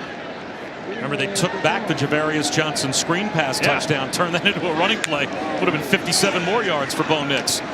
He finds Kobe Hudson here. Easily picks up a first down. We'll stop the clock for the moment for Auburn. Fred Peters made the tackle. We still have 1 left. Just on the edge of field goal range here. Carlson's got a good leg. Like to get a few more.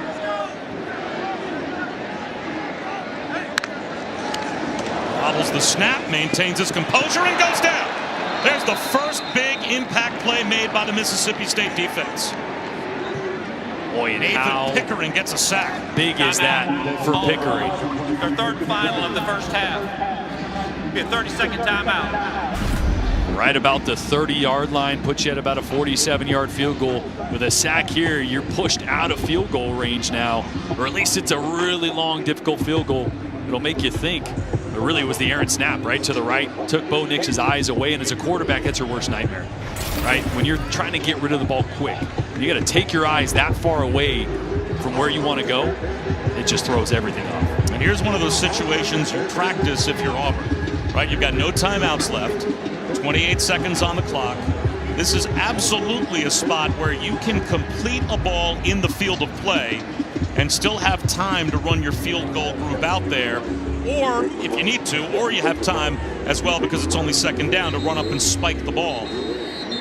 Yeah, and on the right hash here, Auburn, one of the teams, and Mike Bobo, one of the coordinators that doesn't mind rolling his right-handed quarterback left. You don't see it a ton anymore, but Bo Nix throws really well on the run to the left. Sometimes they like those out routes towards the sideline with Nix on the run as well. But definitely need to work the sidelines. Try to get a little bit of a chunk here. From right here, you're looking at about a 55-yard field goal for Anders Carlson. Nix over the middle, incomplete. Demetrius Robertson, the intended receiver. So that changes things a little bit because now if you come up short on third down, now you can't spike it anymore. Yeah, and this was a throw that Bo Nix has made all day. The dig route over the middle, this time a little pressure in his face caused that errant throw.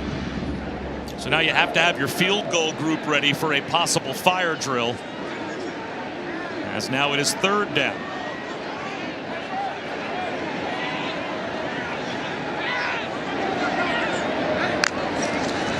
Only a three-man rush. Nix over the middle, and that's incomplete, thrown behind Kobe Hudson.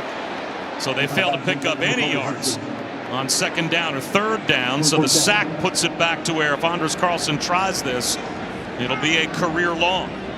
He had a couple of 53-yarders back in 2018. He's 0 for 2 this season from 50-plus. This would be a career high of 55.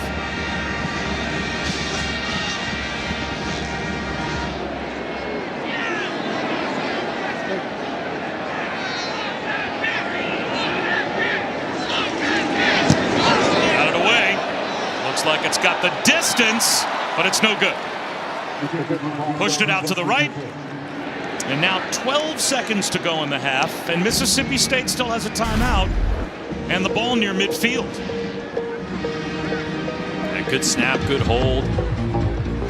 Carlson had the leg, and you're right, now that Mississippi State has the ball back, I'd be a little worried, honestly. I mean, I feel like you could be really happy just taking this one to the second half. You scored when you wanted to. You get the ball back in the second half. Boy, Mississippi State doesn't hit many big explosive plays through the air very often.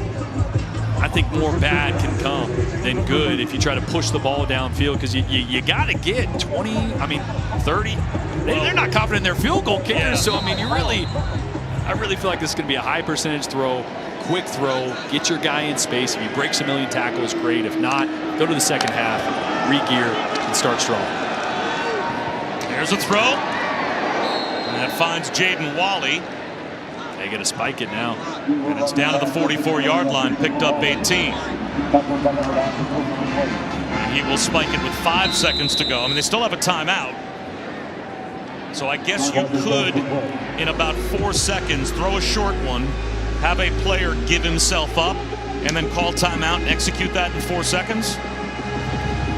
Yeah, you can. And then I think Coach Leach is thinking, man, which one of my field goal kickers is even has a shot from here? Well, Auburn is lining up to protect against a Hail Mary.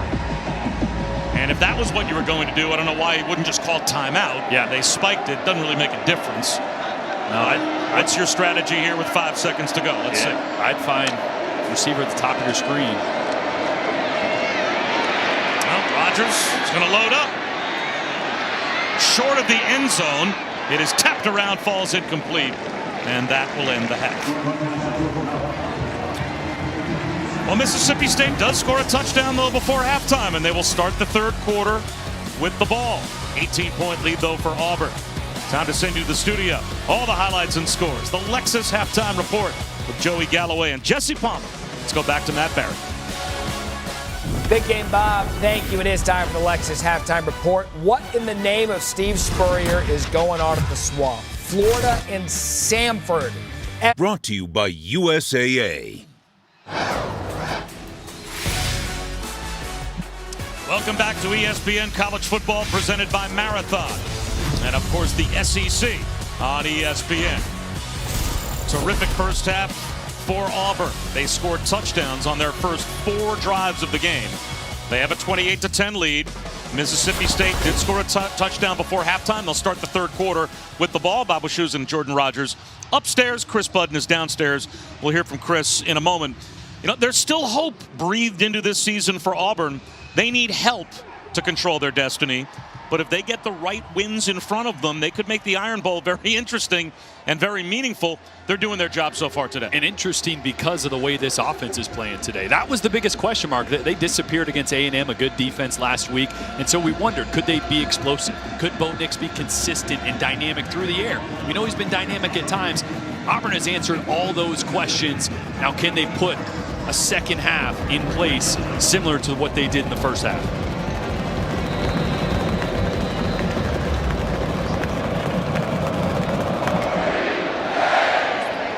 Mississippi State string together back-to-back touchdown drives. We'll see as they're about to start the third quarter with the ball.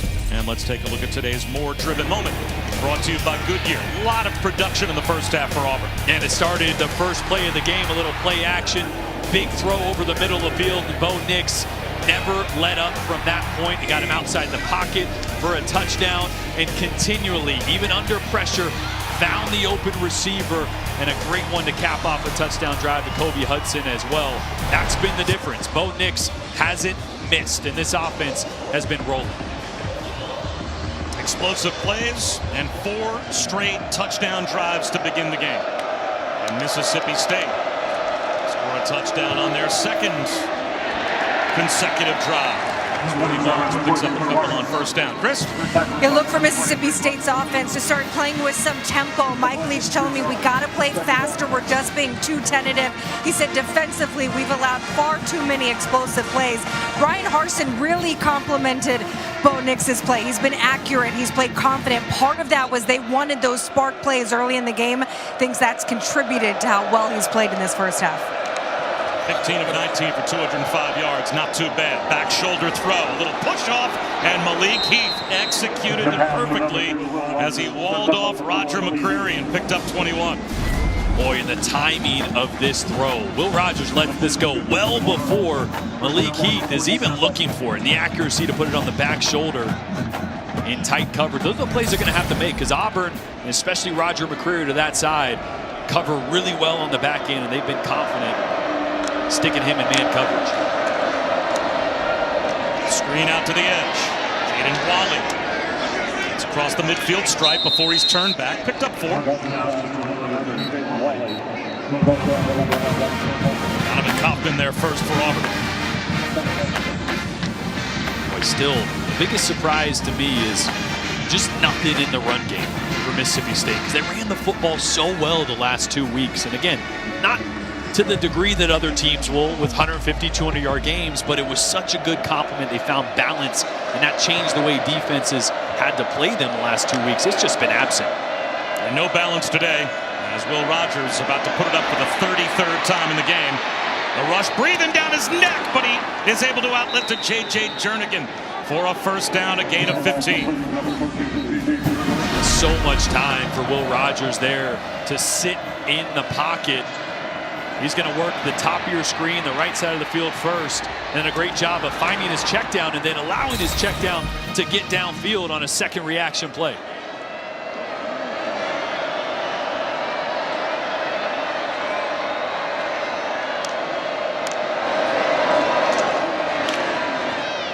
Rogers taking a shot. Incomplete for Makai Polk, but flags out. Polk got held as he got to about the 15, maybe close to the 10-yard line. Nehemiah Pritchett looks like reached out and grabbed him, and that may have drawn the flag. It's going to be pass interference against Auburn. Pass interference. Defense number 18. 15-yard penalty. Automatic first down. And Pritchett got his hands up around Polk's shoulders here. Yeah, right there, a little tug on the jersey. It's man coverage, and Polk is their go-to guy. Just ran by Pritchett there. Pritchett trying to get away with one a little bit and slow him down, but when it's up around the shoulder like that, it's so easy for those back judges to see. A touchdown Mississippi State scored in the second quarter. The first touchdown that Auburn has allowed defensively in 8 quarters. And they're looking to go back-to-back here. Play action for Will Rogers. As all day, finds a little check down to Dylan Johnson. Speed to the sideline, and Dylan Johnson steps out of bounds near the 10-yard line. He picks up 9 on first down. Just the implications of a score here for Mississippi State. I mean, it was feeling like the game was out of hand. There, halfway through the second quarter, Mississippi State ends up getting a touchdown before the first half ended. If they can get points here, not just points, they need a touchdown. If they can get a touchdown here, that puts a little pressure on Auburn.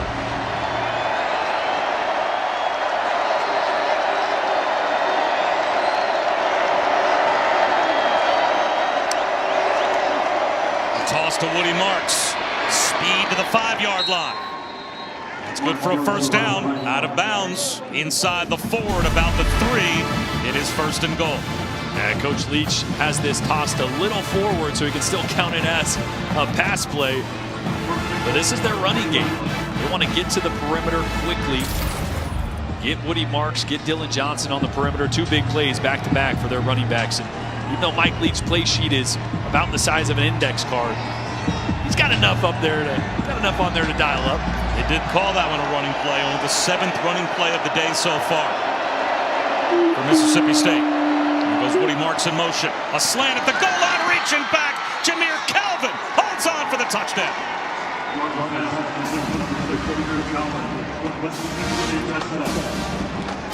Wow, and what a catch by Jameer Calvin, the transfer from Washington State. Familiar with the air raid system. He's been a big addition in the slot. He's quick, he's shifty, and that is a heck of a catch because that ball on the back shoulder, Rogers had pressure in his face, so wasn't able to get that out in front of the receiver, but a great job by Calvin. And there's that touchdown drive. Now this changes. Puts a little pressure on Auburn's offense here early in the second half. Flags down after the point after goes through.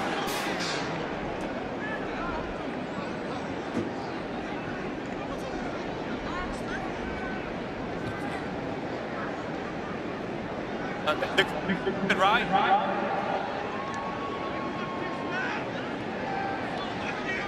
Team number 34, 10-yard penalty, retry.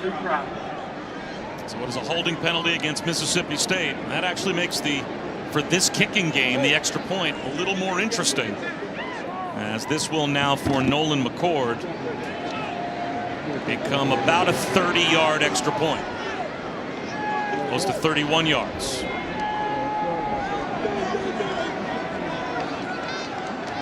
Rogers, by the way, 5 for 5 for 51 yards and the touchdown on that last drive. And this is a big one. Big difference between a 12-point lead and an 11-point lead. And McCord is able to come through. So a touchdown before halftime and a touchdown to start the third quarter for Mike Leach's team.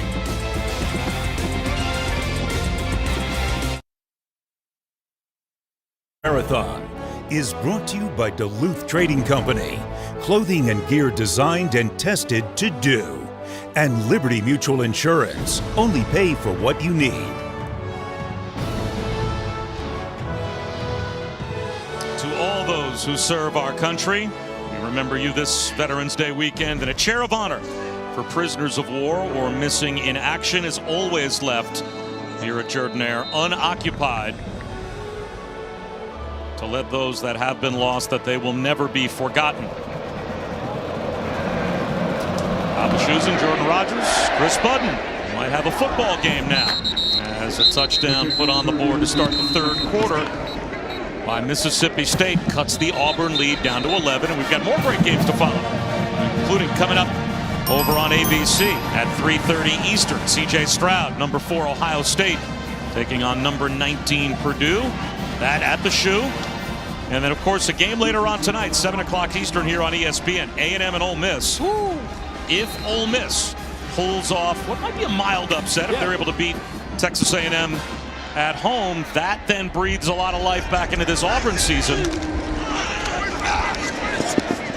End around to Demetrius Robertson, and he's brought down after a gain of a couple, because that would mean that if Auburn were then to run the table, and that would mean a win in the Iron Bowl, they still could get to the SEC title game. So you're telling me there's a chance? There is a chance.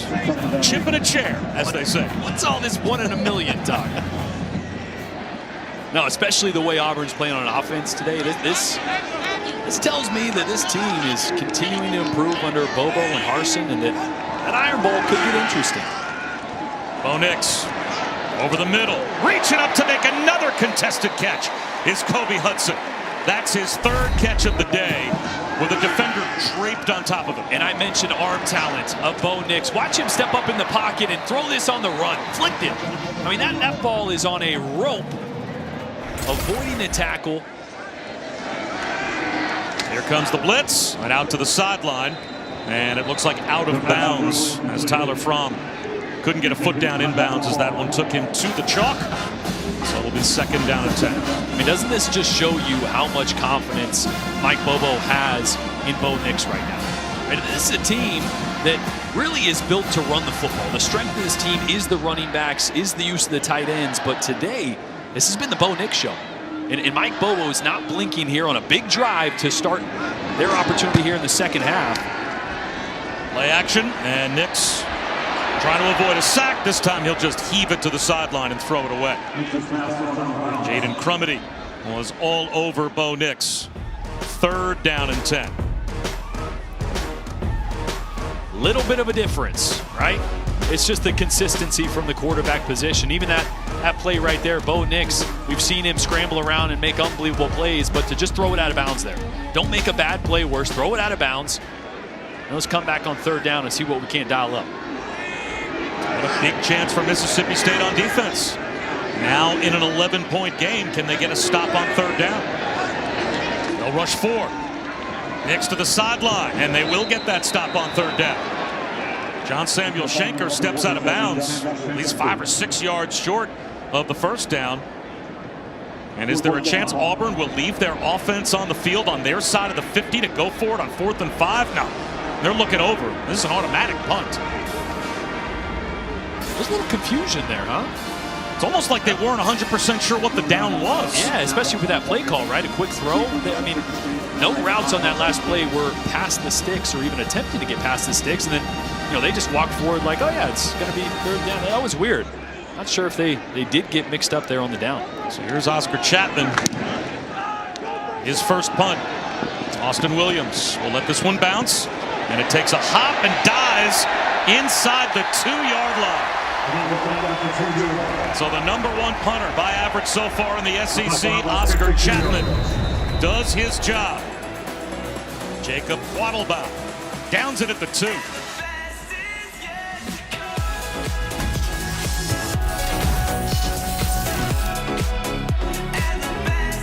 Manning's tonight.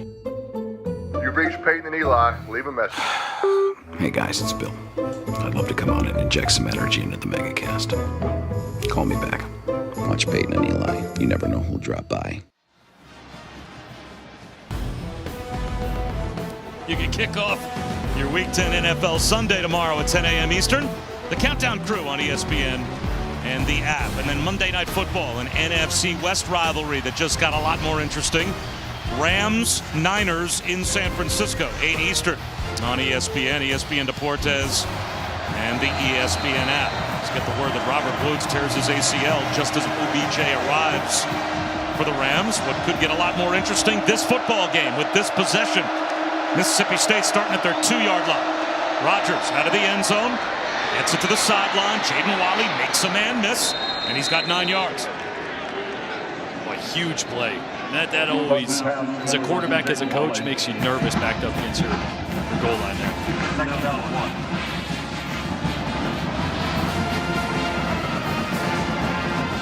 Second down and 1. 6 minutes gone by here in the third quarter.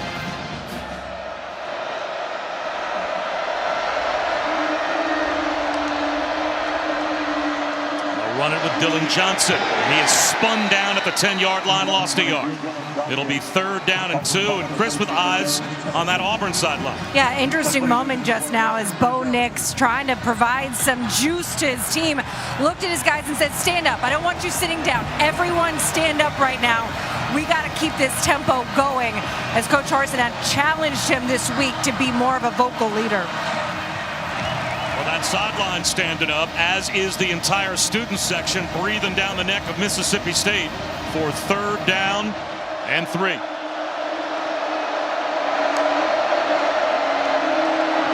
Rogers, incomplete. Makai Polk looking for a flag, and there it is.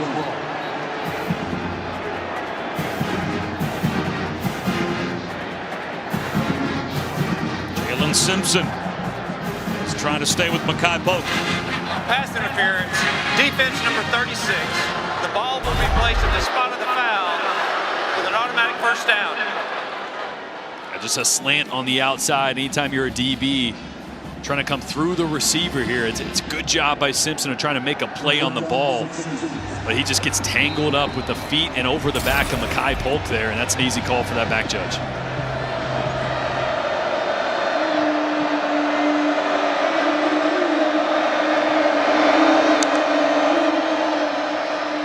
That ball is tipped as they try the wide receiver screen.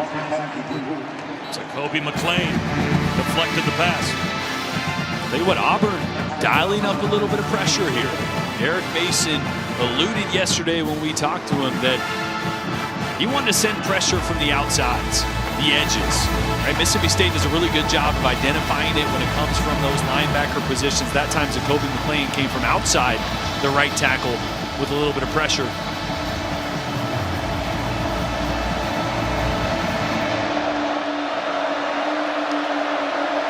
Again, they show blitz. Here comes Tennyson off the edge. They pick it up. And a contested catch is made short of the 1st down line to gain by 𝐁𝐿. He gets forward progress. It looks like to the 24-yard line. He picks up 8, so it will be 3rd down and 2. And again, Auburn brings pressure.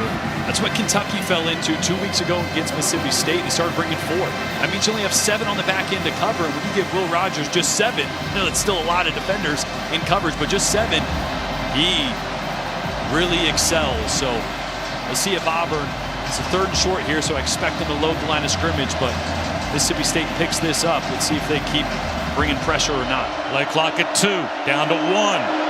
They barely get it off. No, maybe they did not. Was a timeout called from the sideline by Mike Leach?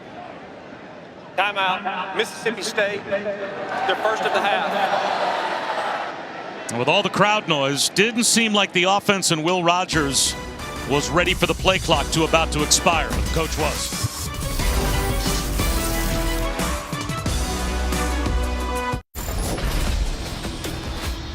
You're watching Veterans Week coverage on ESPN, brought to you by USAA. It's not a big call sheet for Mike Leach over on the sideline, Jordan, but he wants to dial up what now, you think, on 3rd and 2? Well, I don't know if I'd be so confident in my running game. It hasn't been there. I'd think a quick throw to the slot here, maybe to Austin Williams in the middle of these 3 receivers at the bottom of the screen. They've only run the ball 7 times in their 46 plays. There goes Woody Marks emptying the backfield. Rogers over the middle. In stride, he's got Ra Thomas. Big 3rd down conversion for Mississippi State. And how calm was Will Rogers? He wants to work to the right first. A little slant swing combination from his running back is Ra Thomas. Slow to get up. Wants to work the right side, then comes all the way back. Doesn't panic. And that is a tough throw. In breaking route with a little bit of touch through traffic. It's a big time throw and a really difficult throw. Now, Tulu Griffin was banged up last week, did not make the trip this week with Mississippi State. His primary replacement is Ra Thomas, who just made a huge third down catch. And now Ra Thomas is walking off the field and can barely put any weight on his left leg. And he's a guy that's really emerged the last few weeks. 2 touchdowns last week. He's a big target, as you see there, 6'2", 200 pounds. It starts to get thin on the outside for Mississippi State after that. Rogers over the middle, Kai Polk, and on the big Auburn logo for about 6.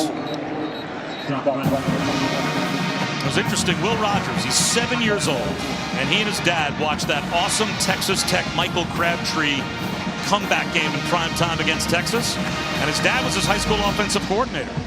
And they fell in love with the Mike Leach offense, the air raid, watching that game, and ever since then, they always together tried to watch games whenever they were coached by Mike Leach to learn the system. And there's a little throwback screen to Jameer Calvin. He's going to lose yards, though. So it'll bring up 3rd down again. And then in high school, his dad kind of installed their version of the air raid for Will Rogers to run. And who does Will Rogers ultimately end up playing college football for with Mike Leach?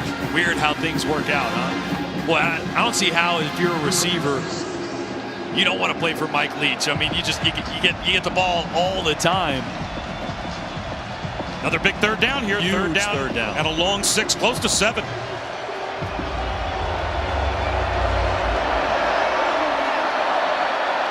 Auburn's brought pressure the last few 3rd downs. Looks like they're going to play coverage here.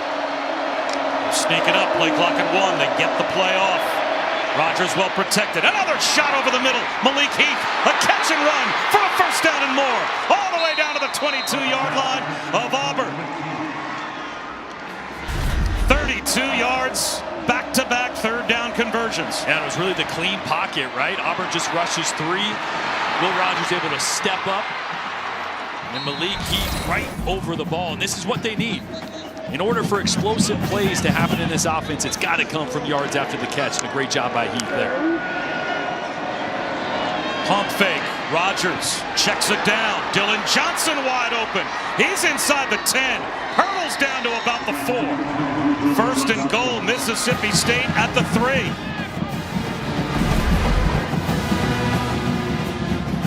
And so 𝐭𝐭𝐿 here gets picked by his own guy. Watch the right side of your screen.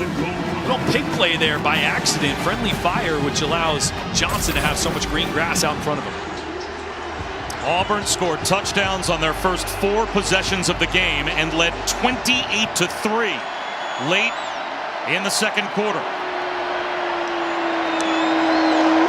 Rogers looked at his check down. Now he's looking at the end zone. Dumps it off. Front pylon, Dylan Johnson. He's got a Mississippi State touchdown. As this game completely done a 180 since the middle of the 2nd quarter. What did Mike Leach say early on? Just execute and they can't stop us. But look at the time that Will Rogers has. Buys time, buys time. And Dylan Johnson, back-to-back big plays there. We knew it coming into this. The matchup that you have to watch is the running backs. Getting space. And Auburn, just on these last couple drives, have allowed these running backs way too much green grass to operate in, and that's how they trickle the ball downfield.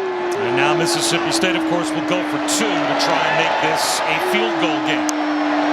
Woody Marks in motion. Rogers under pressure. Down he goes. T.D. Moultrie denies the 2-point conversion. So Auburn holds on to a 5-point lead with 4.5 minutes to go in the 3rd. Scott Lashley here, the right tackle, expecting a speed rush on the outside from T.D. Moultrie, which has been given all day, and he gives a bull rush and then works inside to the quarterback to keep this a 5-point game. That's still a 98-yard touchdown drive to make this a 1-score game. Amazing. How about our Aflac trivia question? Aflac. End of an era for Spirit. Auburn's 25-year-old bald eagle made her final pregame flight today. What day did she make her first flight? You really got to be a Tiger fan. I have You no got to be idea. all What War day? Eagle all the time to know the answer to that question. Had to be like a big game, right? Historic game. You know what? I'm going to guess Saturday. What? What? That's very good. I think it's all the way back 2002, I think Really? they said was the first year that Spirit, if I heard what they said at halftime, Saturday, been right? flying here since 2002. I told you. Tremendous. How about this? Running it out. This Hunter gets loose. A good decision from a couple of yards deep all the way out to the 35-yard line. For Auburn, with pretty good field position. How about the answer to our Aflac trivia question? And it's always such an amazing scene pregame here at Jordan-Hare to watch the War Eagle fly. What day did Spirit make her first flight? Was September 28th, 2002 against Syracuse? Was that a Saturday? I'm sure it was. So we're both right. It'd be great if somehow that was a Friday. I know, right? Toss to Bigsby. Hit behind the line. Tackle for loss to start this possession for Mississippi State's defense. Tyrus Wheat came through. I tell you what, Tyrus Wheat is a handful, and he's had a slow start to this game, but in speaking with Mike Bobo and Brian Harsin, that's a guy they identified in the game plan. He's a guy that dictates a lot for this defense, moves all over the place. The big play there on the stop on first down. They'll run it again with Bigsby. And it's going to be 3rd down and long for Auburn after we check in with Matt Barry. Guys, some news in Baylor, Oklahoma. Caleb Williams benched for Spencer Rattler, ineffective. Gary Bohannon, he's been effective this afternoon. And the Sooners are on the ropes. They are down 17-7 to Baylor in the 4th.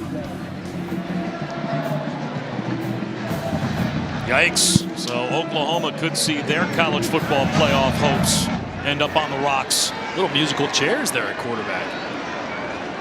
Could be musical chairs in the standings of the Big 12 as well. 3rd down and 8 now with all the momentum headed towards Mississippi State. Bo Nix, he's going to take a shot. Out in front, drops it in. Javarius Johnson. What a big momentum swinging play that is for Auburn. Did they need that? 46 yards.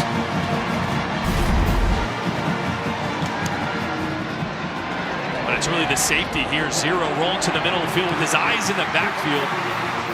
Doesn't stay deep. If you're that single high safety, you got to be deeper than the deepest guy. Gets caught up in the backfield. And Bo Nix, a great job of putting air on this ball. Somehow I think he did great in the beginning of the season. Would throw these balls a lot flatter. Last 3 games or so has been dialed in on those deep touch throws. Kobe Hudson brought down almost immediately by Aaron Brule. And now just from a game management standpoint, if you're Mississippi State, you need to tighten up in the red zone.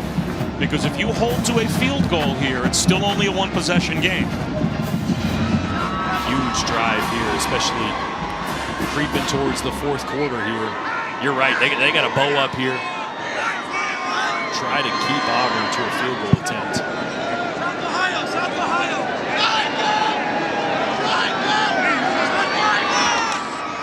Bigsby. Nothing there. Again, Mookie Watson, one of those linebackers, all over Tank Bigsby at the line of scrimmage.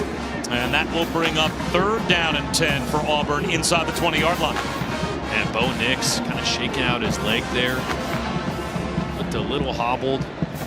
Yeah, took a big hit on that deep throw when Mississippi State brought blitz. Great job of stepping up, but you'll pay for it.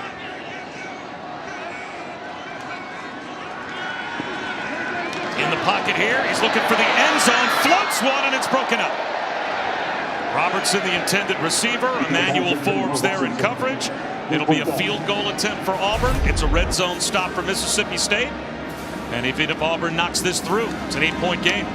And I think Robertson is expecting this more on a line. Bo Nix put a little air on that one with Emmanuel Forbes trailing, gave him time to recover. He throws that one on a line, on time, he's got a chance, but Bo Nix limped all the way back to the sideline. Something to keep an eye on. Big kick here for Anders Carlson. 35 yards out. It's blocked! Mississippi State blocks the field goal and keeps it a 5-point game. Special teams so often has hurt Mike Leach's team. Now they make a big play on special teams to help their cause. And I think it was number 93, Cam Young, who Zach Arnett, the defensive coordinators, went as far as to say he's probably the best player on the entire defense. Watch him come up the middle here. I think it's him that gets his hand up and gets it on this ball. Oh yeah, that right arm. Boy, that was a low kick because that hit him almost in the forearm there. Boy, doesn't it just seem like everything is kind of going in the direction of Mississippi State right now? And this game was 28-3 with, what, 6 minutes to go before halftime. Whoever would have seen this coming. Rogers, quick hitter. Breaking tackles is Wally. He's got a first down. I'll tell you who. The Pirate himself. What do you say? Stay the course, right? Just keep executing. They can't stop us. Since that point, that's pretty much what it's been. The largest comeback in school history already accomplished by this team on opening day. This would be, by 5 extra points, the largest comeback in team history, if they're able to pull it off. Final minute of the third quarter.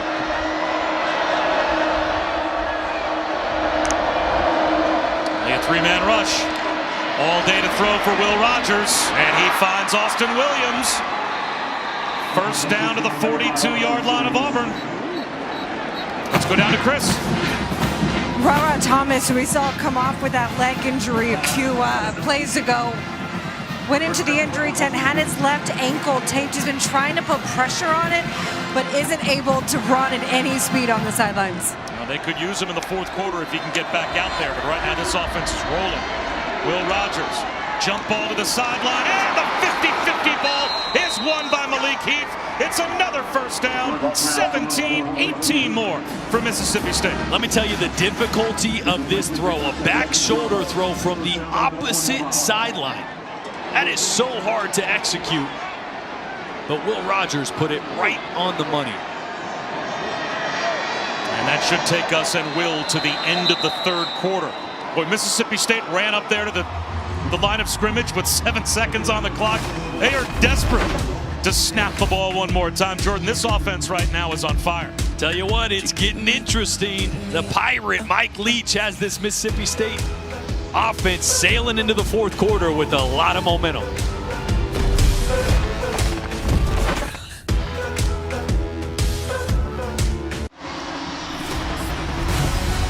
Welcome back to the SEC on ESPN. Start of the fourth quarter and a drive for Mississippi State as they have come roaring back from 28-3 down to get within 5. The first 3 plays of this drive, 13 yards, 17 yards, 18 yards, and they are in business. Play action, slant incomplete, intended for Malik Heath, and Chris Button is down there as a flag comes out. Let's check the penalty marker first. And then Chris has eyes on Bo Nix and what could be an interesting quarterback situation for Auburn.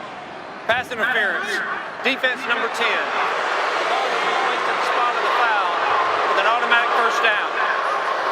So Zion Puckett called for pass interference. Chris, what's going on with Bo Nix? When he came off the field after that last possession, he sat down and talked with the trainers for about 3 or 4 minutes, didn't receive any treatment, went briefly into the medical tent, came out. He was walking under his own power. He has been testing himself, running up and down the sidelines. Not yet known if he's going to go back in. TJ Finley was warming up on the sideline. We'll see. First down by penalty to the 15-yard line for Mississippi State.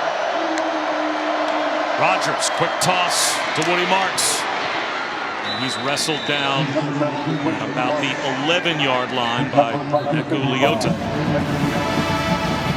Tell you what, a lot of communication going on for Auburn's defense. And as this crowd gets louder and louder, it's imperative to communicate with the sets that this air raid system will come out in, and also passing off crossing routes, especially down here in the red zone. wouldn't be surprised if they try to neutralize that and just man up here as you get closer to the goal line.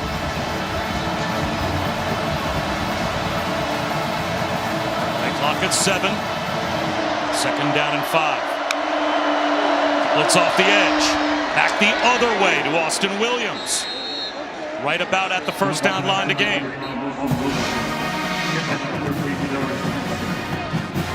It looks like it'll be 3rd down and inches. Oh no, they're going to say 1st down. 1st and goal for Mississippi State.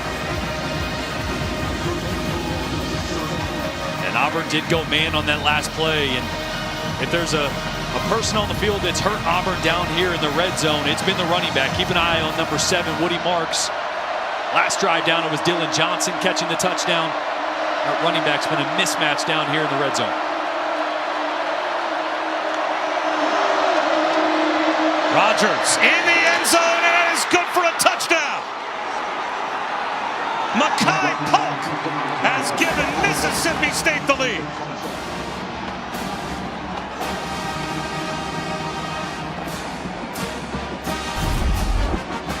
This is the exact same play the last touchdown Mekhi Polk caught. They motion the outside receiver in. That takes the safety. Then you have a little bender or a little post route by Mekhi Polk to get inside leverage on the corner.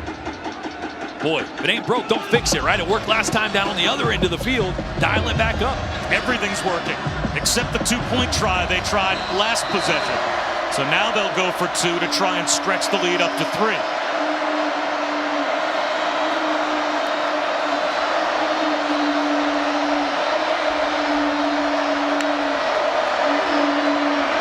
Woody Marks at the goal line. Is he in?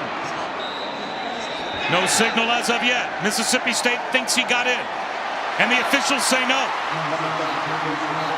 So it's only a 1-point lead for Mississippi State as Ladarius Tennyson saved 2 points with a tackle right at the goal line. Yeah, this is a good call. You're going to see the knee go down right before the goal line, which means just a 1-point lead for Mississippi State here. A lot of time left in the 4th.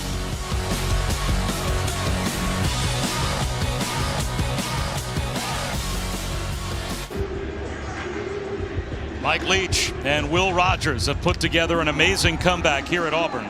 Rogers was 10 of his first 18 for 58 yards. Since then, he is 30 of 32 for 301 yards, and he's hit on 13 straight completions to make this comeback happen. Something about trailing 28-3. Weird. No reason to bring that up. Ruin my afternoon.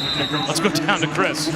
So Bo Nix is going to go back out there for Auburn. He's fired up right now, yelling at his guys. When he was speaking with the trainers, he was pointing to his right foot ankle area and saying that when he dropped back, that's when he realized the pain he felt in that right foot ankle area. Yeah, that's what you don't want as a quarterback. You're going to pick a side, right? That right foot for a right-handed quarterback is what he's pushing on. That's what you get all your velocity. That's how you step up in the pocket.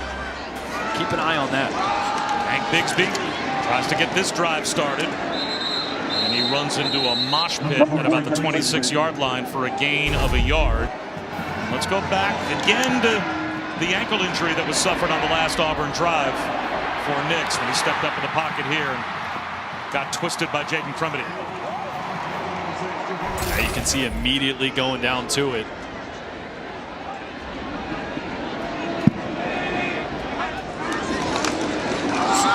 Run it again, and again, nothing there for Bigsby. Lost the football, and Bo Nix, it looks like, jumped on top of it. DeMonte Russell got the stop, knocked the ball out, and Bo Nix saved it for Auburn. So close to a nightmare situation here. You can see Bo Nix, he doesn't even want to move after that fake because of his ankle, but does a great job there of reacting to the ball on the ground and saving what would have been possibly a game-changing turnover there to set Mississippi State up. Auburn already having lost a 28-3 lead, now faced with 3rd and 19. And Nix, incomplete, broken up. Kobe Hudson, the intended receiver, and out comes the flag late. Emmanuel Forbes hit him, and Kobe Hudson is hurt and not getting up.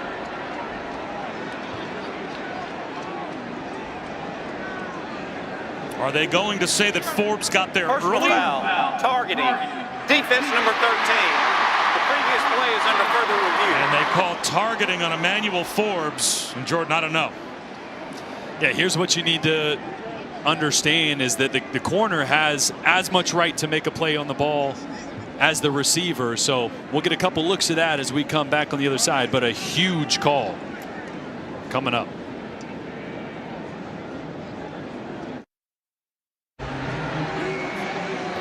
We have already heard from the replay booth and the officials on the field. Emmanuel Forbes not guilty of targeting, so he will stay in the game. And Jordan, this was the right call. Yeah, I think when you see this full speed, it looks really violent. So I don't blame the ref for throwing the flag initially, allowing us to take a look at it. But the defender has just as much right to make a play on the football as the receiver does. And that's what Emmanuel Forbes is doing right there. He's breaking on it, thinking he has an interception. And yes, it was a violent collision, but no indicator there for targeting.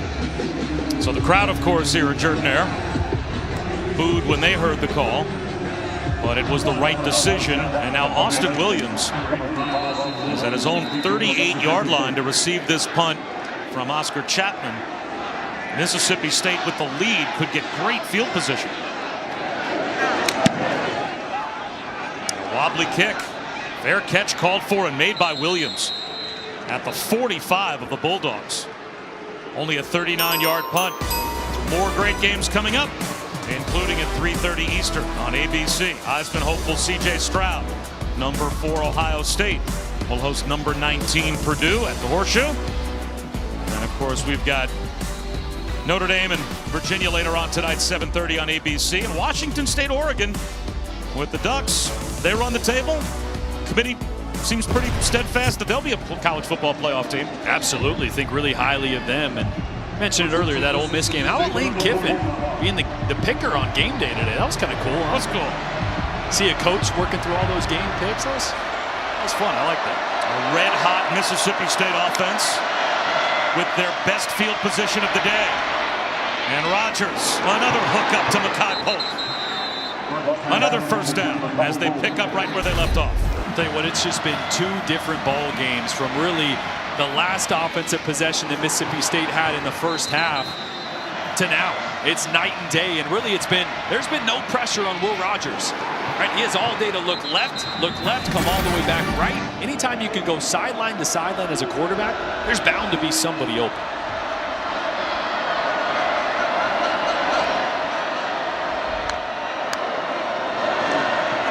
Quick toss, Dylan Johnson cuts it back. Dylan Johnson looking for a block, hurdles a man.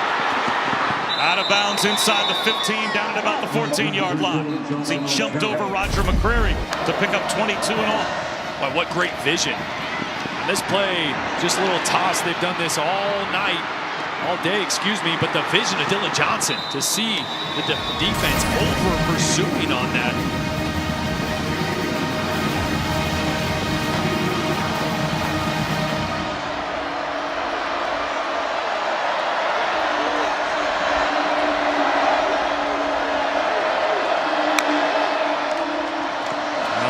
To Johnson.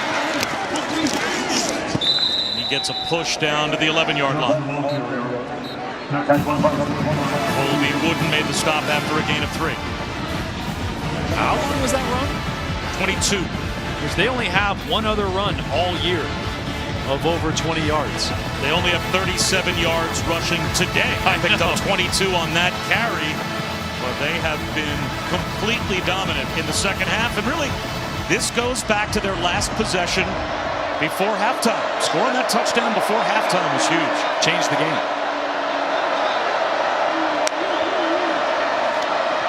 Johnson again. Gets to the 5-yard line. It'll be first and goal at about the 3. I'll tell you what, this Auburn defensive front looks tired. They just do. They look worn out right there. The big cutback by Johnson a few plays ago. That defense was moving a little sluggish, and even now you see them walking slowly back, hands on hips. Out there for a lot of plays and a few long drives by Mississippi State in this second half. They got to bow up now, though.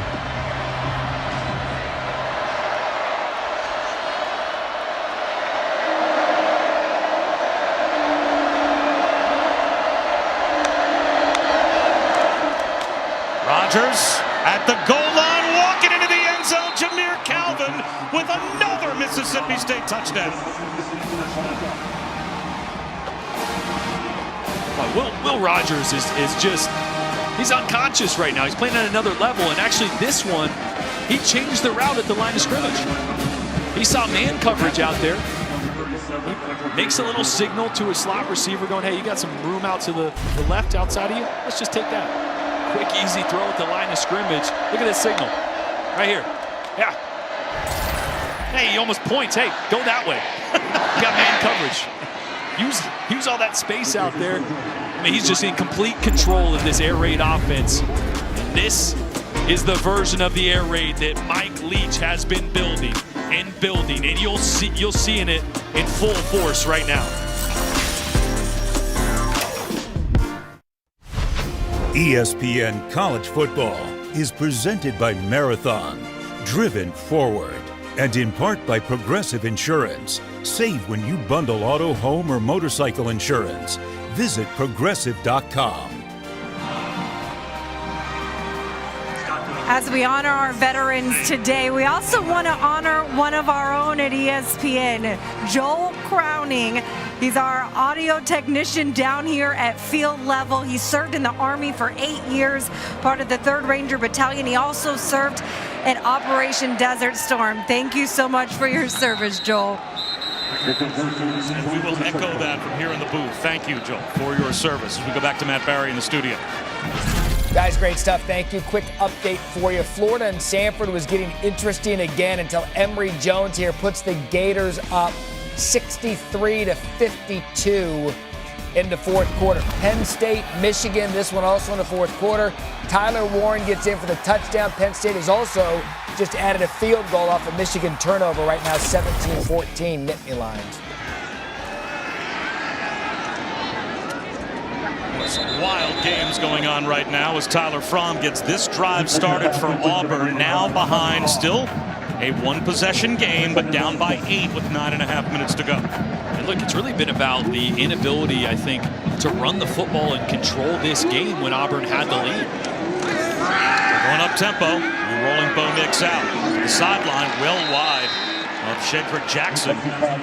He doesn't now look it's healthy. 3rd down. You see that? That's supposed to be a designed rollout. You saw him kind of gingerly start to roll and stop. I mean, you see that ankle really bothering him. Austin Truxell, the left tackle, is down. He tried to limp to the sideline, and he goes down right in front of the Auburn bench. So now you've got a wounded quarterback to be playing behind a backup left tackle.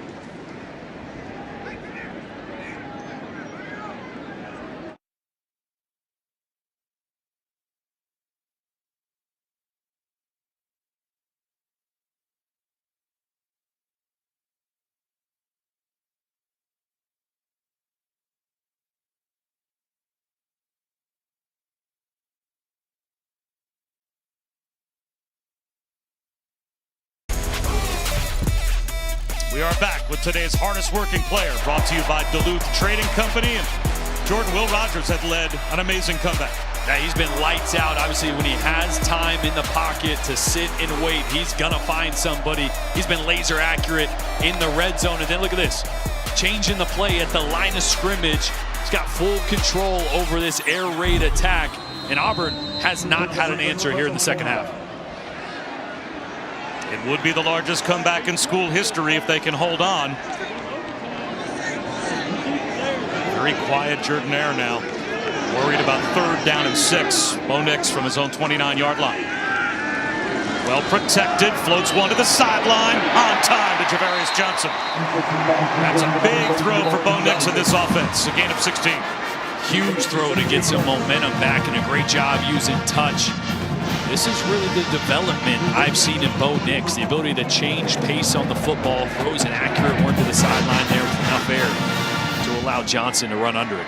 And remember, they've got 𝐭𝐭𝐿, number 77, out there at left tackle in place of Austin Truxell, who's in the injury tent. Nix over the middle, but stopping his route was John Samuel Schenker, the tight end. And Nix led him as if he was going to keep on running. That's just a miscommunication there. It's a drive route, so the receiver will always have the option to sit up in zone, or if it's man, you got someone behind you, keep running. That time, really, Schenker was right. He needs to start to settle. Now, whether Bo Nix thought he was going to settle 2 yards ahead or not, that's the miscommunication there. Keep an eye on 77. New left tackle for Auburn. From Munich, Germany. High throw, incomplete. Again looking for a tight end. This time it was Tyler Fromm. And now it will be 3rd down and 10.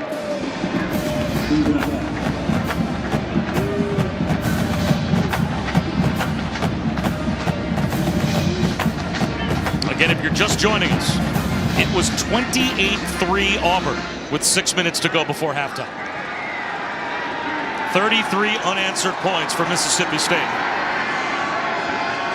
And that puts Brian Harson's team in a hole. Here's Nix on 3rd down. Bobbled and dropped. Demetrius Robertson had it in his hands and could not hold on. He was hit by Jalen Green, but it looked like that ball was coming free, that he had dropped it before Green even got there to make the hit. Yeah, this is a little bit of what they used to call it, alligator arms, right? Robertson a little nervous there, and rightfully so. This ball is too high for Bo Nix. It's obviously still catchable. That's tough for a receiver over the middle, knowing he's going to take a hit. You'd love him to trust it, come down with it, but the throw just a hair off made that tough on Robertson. So Chapman to punt again. Big punt. Chapman a jump pass into traffic, and it's broken up. Auburn tried the trick play. They tried to steal the possession back, and Mississippi State was ready. Jalen Green broke it up, intended for Luke Deal. Didn't we just see this same fake punt out of LSU last week against Alabama? A little jump pass. But I tell you what, when it's 4th and 10, that's tough, right? If it's 4th and 3 or 4 or 5, but the jump pass has got to pick up 10 yards there. Mississippi State never fooled. They were sitting back waiting for that one. And is that not code kind of read between the lines for a coaching staff saying, I have no belief right now that we can stop that my defense can stop this offense, so we have to try and steal a possession back? You're absolutely right. And they might be right. Let's see if the Auburn defense can get a stop as Mississippi State starts in plus territory. Rogers, he's going to take a shot on 1st down, right between the hash marks. He's got Jaden Walley, and right back into the red zone for the Bulldogs. I mean, at some point, you really got to adjust the scheme on defense, right? You're going 3-down rush, 8-drop in defense, but when you're not getting pressure on Will Rogers, he's waiting. And he's been so accurate with the football. Watch this. Look at this pocket he's working with. Just the ability to step up and calmly find his receiver downfield. If I'm Derek Mason, I feel like I got to put a little more pressure on Will Rogers, force the issue a little bit. 8th consecutive game where Rogers has thrown for at least 300. He's over 400. And now the pocket collapses and the ball pops out. There's a scramble for it. Who's got it? It looks like Mississippi State with Derek Hall knocking it out of the hands of Will Rogers. At the bottom of the pile, though, that's going to be Cameron Jones, the left guard. He's got the football. Yeah, they did bring pressure on that one. Derek Mason actually bringing the corner blitz from the opposite side here. As you see the corner running into the screen, Roger McCreary. Derek Hall is able to get across the face and get a hand on that football. That's what you got to do, though. I feel like you got to amp up the pressure on Will Rogers, force the issue a little bit. Try to come up with a stop. Here comes the blitz off the edge. And there's another sack. And that pushes Mississippi State out close to the 30-yard line. T.D. Moultrie buried Will Rogers, and now it's 3rd down and a mile. Oh, and it brought a little pressure there, but that was just T.D. Moultrie winning his one-on-one matchup with the right tackle, Scott Lashley. Now remember, you've got a bad field goal unit here. It's 3rd down and 21. If you just get into field goal range, you make this a 2-score game with 6.5 minutes to go.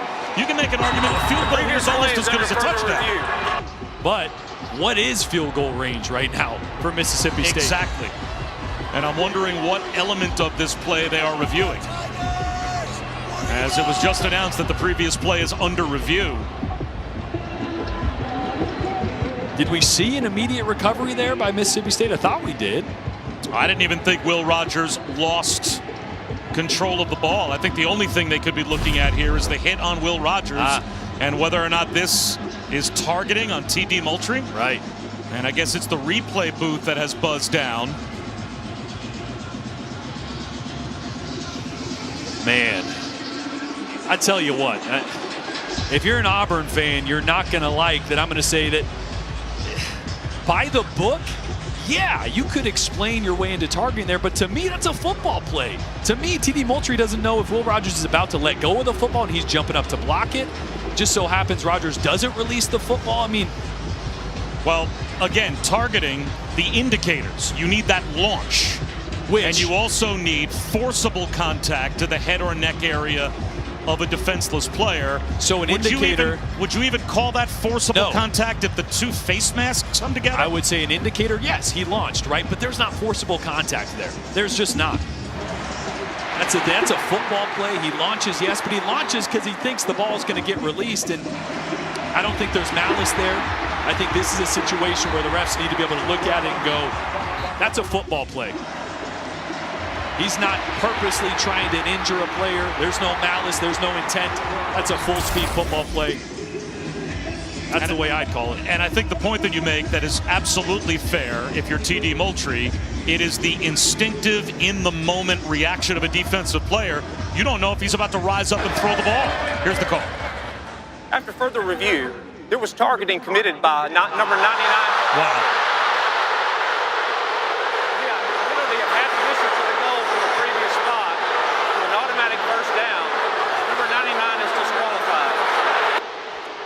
You know, there have been some moments in this game where the crowd has booed a call. Yeah.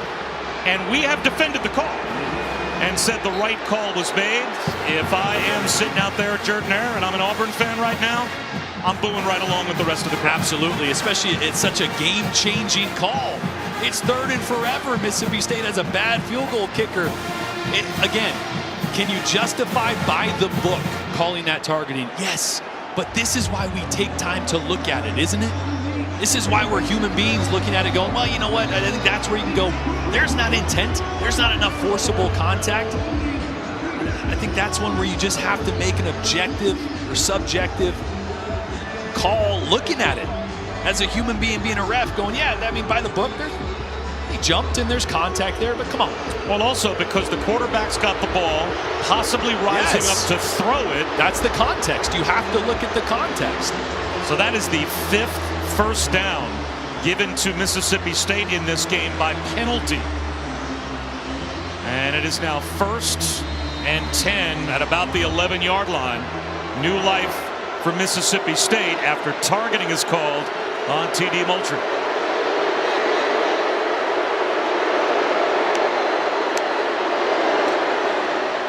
Woody Marks cuts it back down to the 6-yard line.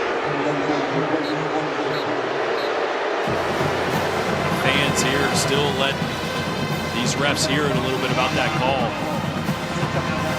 Just back to it real quick. What's the alternative? The alternative is he does lower his head and try to drive through the chest of the quarterback. I mean, what's going to hurt a quarterback more? That or kind of jumping and, you know what I mean? Like, I don't know. And I'm a quarterback. I was going to say, you say this as kind of like a bitter old prima donna quarterback yourself. Totally, yeah. I'd love to get that call all day, but do I think the defender did everything he could? Yeah, I do. So Moultrie out, play clock down to 2. Rogers takes the snap into the end zone. Touchdown to Malik Heath. And that's just going to make the crowd here at Auburn that much angrier. As with 5:31 to go, Mississippi State, an extraordinary comeback. They extend their lead.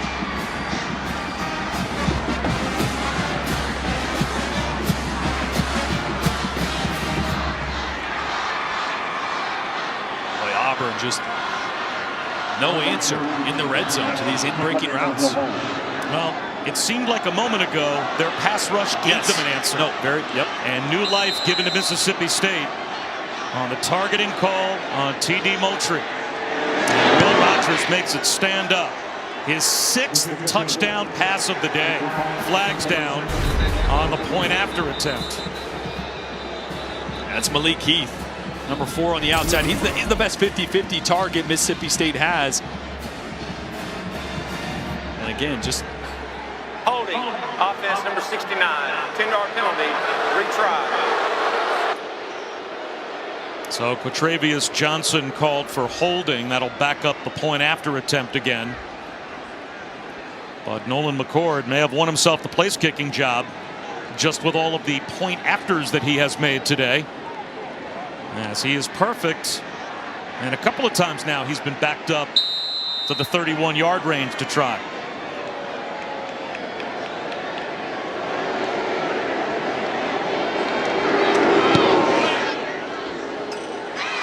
That one hit the upright and got through. And again on this play, it's Will Rogers identifying man coverage on the outside and making an adjustment to the route. Watch him work this at the line of scrimmage, changing the protection, getting them in the right play to pick up the blitz, and then finding his 50-50 guy one-on-one. Again, Auburn just hasn't had an answer for the man coverage on the outside in breaking routes, right? We saw 2 touchdowns by Makai Polk on similar routes. And this one, that's not even a slant. That's just an angle route. He's just beating leverage, getting inside quickly, and using his frame and an accurate high ball to win. 17 straight completions for Will Rogers.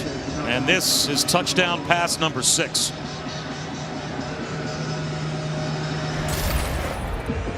Salt in the wound for the crowd here at Auburn as they get the goodbye wave. It's not over yet.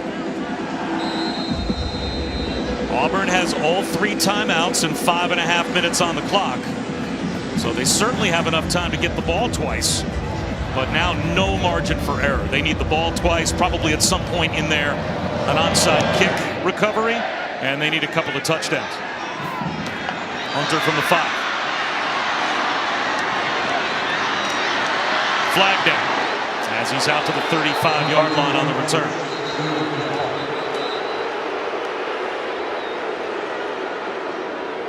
It'll be holding against Auburn. During the return, holding number 36, receiving team. Half the distance to the goal, spot of the foul. First down. So that will back Auburn up as we check in with Matt. Guys, it is over in Waco. So is Oklahoma's undefeated season. Big win for the Bears as that chaos in the Big 12 is only beginning. 27-14, the final there. Michigan, Cade McNamara.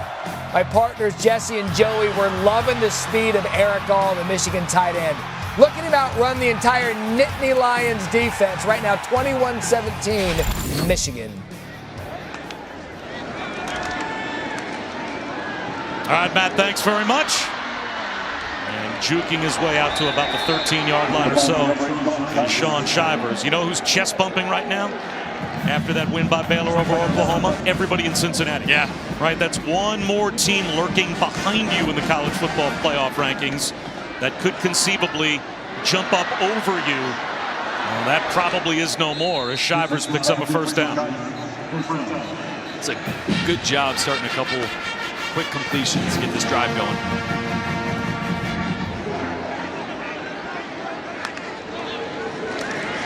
Bo Nix needs 2 touchdowns.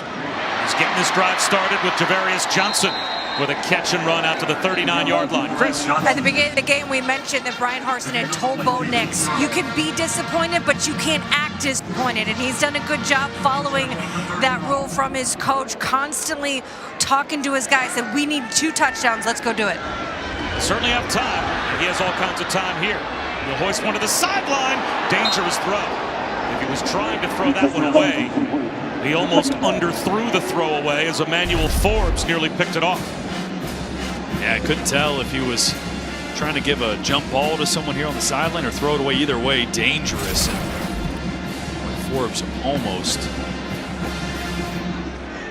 got that one.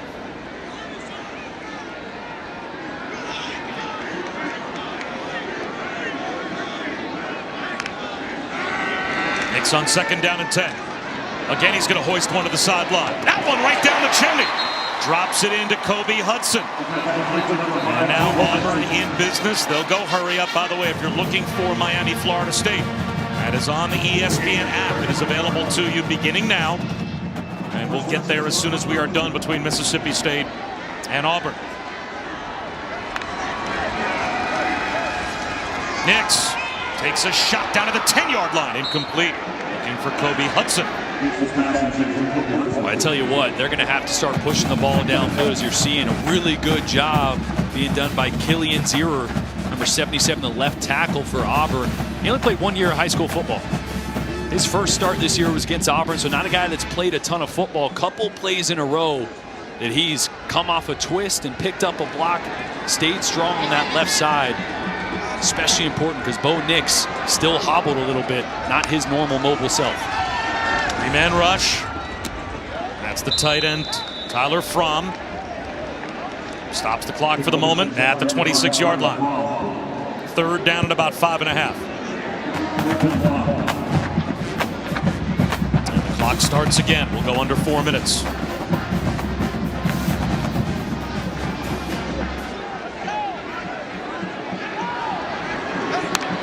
Mississippi State brings a delayed blitz. Bo Nix, he's got a man open. Down inside the 5, reaching the ball out. Ja'Varrius Johnson. And it looks like they'll rule him down at the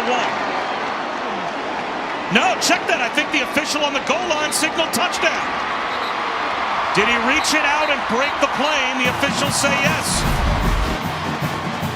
So with 3:43 to go, there's the first touchdown that Auburn needs. Great effort by Johnson here as he's going down to reach that ball out. Does indeed. Looks like he has it. Also really well thrown ball and good identification from Bo Nix to find the man coverage matchup. And Johnson's your burner. He's your go-to guy. And Auburn, when they needed to, they answered. Now they're going to go for 2 now. Normally you wouldn't do that. Normally if you need a 2-point conversion on one of the 2 drives, you'd kick the point here and keep the game alive as long as you can. The ruling on the field is a touchdown. The previous play is under further review. And now they're going to go to replay just to make sure that Ja'Varrius Johnson did break the play. It looked like a good call. I think it is a touchdown, but maybe this gives Auburn a chance to talk over what they want to do here. So this is analytics. This is what the book will tell you to do because they believe, statistics believe, you have a 50% chance of getting a 2-point conversion. And this is a way to give yourself a better opportunity to win the game, not just tie it and go to overtime. As we're looking at the replay, the butt of Johnson goes down. I think that ball did indeed get to the goal line. It was close. Here's the thing, though. If you fail to get the 2-point conversion here, the game is over.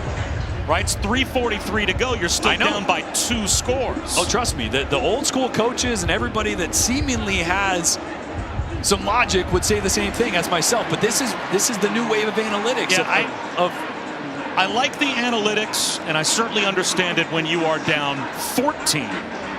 When you're down by that extra point, you have to get a 2 with at least one of the 2 scores to have a chance. After further review, the ball carrier was down just short of the goal line. Ooh. It'll be first down at that spot. Boy. Well, the crowd here is they can't catch perplexed. A break, huh? Yeah, they just feel like nothing has gone their way. So they're going to put the ball at the 1-foot line, and this, if nothing else, is going to force Auburn to run at least one more play. Yeah. Oh, I mean, that's about as close as you can get without saying the ball's in the end zone when he's down. But now it's 1st and goal at the 1-foot line. Don't overthink it, right? QB sneak. Of course, are you going to do that with your quarterback that now is not pushing off one of his legs as well as normal? So I formation with Tank Bigsby dotting the I.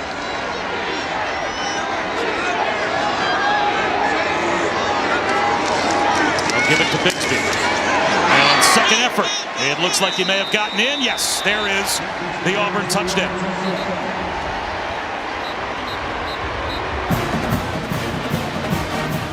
So it only cost them a few extra seconds. And it looks like they are indeed going to go for 2. A great little second effort here by Bigsby. stopped initially. That might have been in there, but either way, stayed up. Left no doubt. This is interesting because I feel like your play call here would be normally to get your quarterback outside the pocket, but Bo Nix is not moving very well right now because of that ankle injury. Quick throw to the flats here, maybe. You have to have it. Nix on a rollout. Under pressure. It's intercepted. Picked off at the goal line. Fred Peters picked it off. And with 3:37 to go, failing to get the 2 here if you're Auburn means you're still down by 2 scores. And that was why I was first guessing going for 2 there, because if you kick the extra point, you keep the game alive. Totally. The analytics will tell you got to get it once at least, you know. I agree. Extend the game if you can. This is the play call I thought they would do, but obviously Bo Nix doesn't have the speed he normally does to get to the edge there, and he's just trying to make the play at the end. Boy, and for a guy that started the game so hot, on fire, a lot of disappointment there for how this game and the offense has transpired in the second half for Auburn. But what a statement by Mississippi State, huh? On both sides of the football. Well, now if you're Auburn, you have to go for an onside kick because now you need the ball 2 more times in the last 3.5 minutes because you failed to get the 2 after the first of the 2 touchdowns that you needed.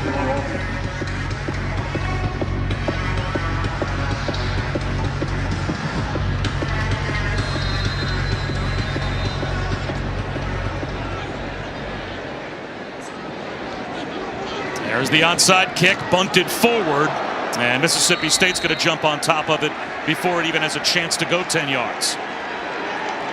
And shaken up on the play is Anders Carlson. That's the kicker coming up. Not able to put a lot of weight on his plant leg. Let's go back to Matt Barrett. Yeah, guys, good stuff on an analysis of the 2-point conversion. But right now, kickoff Miami, Florida State. We moved that to ESPN News. Miami and Florida State will now come over to ESPN when you guys go final. But right now, if you're looking for Miami, Florida State, it's on news. We'll move it over here to ESPN when you guys go final. And Matt, if Mississippi State can hold on to the football for 3.5 minutes, we'll be there before too long. The last time a team overcame a 25-point or more deficit, Oklahoma against Baylor. Turn of the tables today as Baylor comes from behind early and is able to beat OU. There's a run for Dylan Johnson. He breaks free. Dylan Johnson with a first down and more. Hurdles a man and stays in bounds at the 24-yard line. Donovan Kaufman brought him down. He picks up 20 yards. And now Mississippi State wants to see that ball set for play and wants to see that clock start to roll, except Auburn is going to beat them to the punch with a timeout. It's going to be a 30-second timeout.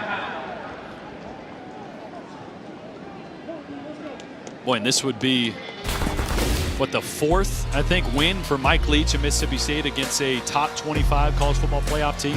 Is that a pretty good second half for a quarterback? I mean, I got to tell you, it is hard to do that in practice on air. Honestly, it is. You're going to have one that you just misthrow or overthrow, let alone on the road here at Jordan-Hare against a good Auburn team that's been playing really well on defense, but just Will Rogers in this offense way too much in the second half. Boy, 2 weeks ago he was 36 of 39. He's just so efficient, and that's really been the difference for this Mississippi State offense. It hasn't just been the dink and dunk. It's been explosive plays. They've been pushing the ball downfield.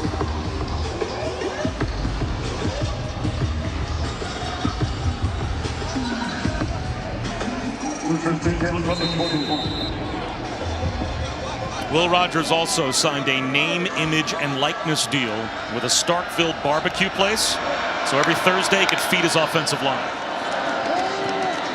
Hand off to Dylan Johnson. And this time he's brought down near the line of scrimmage. Got to keep those big boys That's happy. it. They call another timeout, Will Auburn, so a chance to take a look at Will Rogers' day. Helped out by those guys up front, protecting him that he feeds all the time. Ton of great protection all day. When you give Will Rogers time, he's going to pick you apart. Making plays, making adjustments at the line of scrimmage is really the development of him from year 1 to year 2 in this air raid system, changing protections. You didn't see that at all last year. Not even a lot in the beginning of the season, but he has full control of this offense and too accurate. And his receivers on the outside made plays. I'll tell you what, Chris had an interview or mentioned what Leach said earlier in the game. I'm going to come back to it. He said, look, he was telling his team, his offense, if we just execute, they can't stop us. We don't need to do anything special. It was 28-3. We don't need to score 3 touchdowns on this next drive. Just keep executing, and it'll take care of itself, and it did. Well, you made the point as well when it was 28-3, that if Mississippi State can get that touchdown before halftime, just the mental effect on a team running back in the locker room off of a touchdown, seeing 28-10 on the board rather than 28-3. Huge, right? I mean, even if they come out after not scoring before halftime and score that first half, it's a completely different game because they got the 2-for-1 there. Woody Marks caught behind the line of scrimmage by Derek Hall. Ryan Harsin will call his final timeout. Timeout, Auburn. Their third and final of the half. 30-second timeout.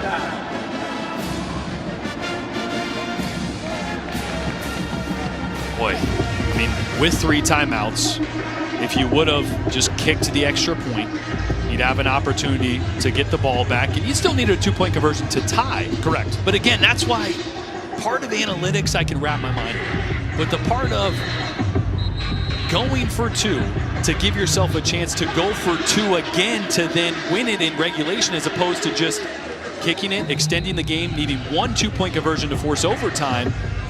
I don't know. I wrestle with that. That's a tough one for me. As a player, I didn't wrestle with it. To me, it's a no-brainer. You kick the extra point on the first touchdown, and then the second touchdown, you've got the chance to go for 2 to tie. Now, what you will see, and this has become very popular, especially in the NFL, down 14 in that situation, teams will go for 2 on the first try to set up maybe an extra point for the win.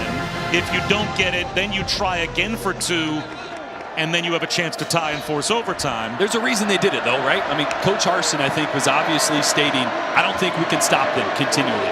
Wheel route on 3rd down, broken up, intended for Woody Marks, and that actually, with the incompletion, saves 40 seconds for Auburn. Now what do you do with the kicking game and the uncertainty of that? If you're Mississippi State, do you simply try and run a play here and pick up a 4th down? Now they're going to give Nolan McCord a chance to go out there and kick a field goal.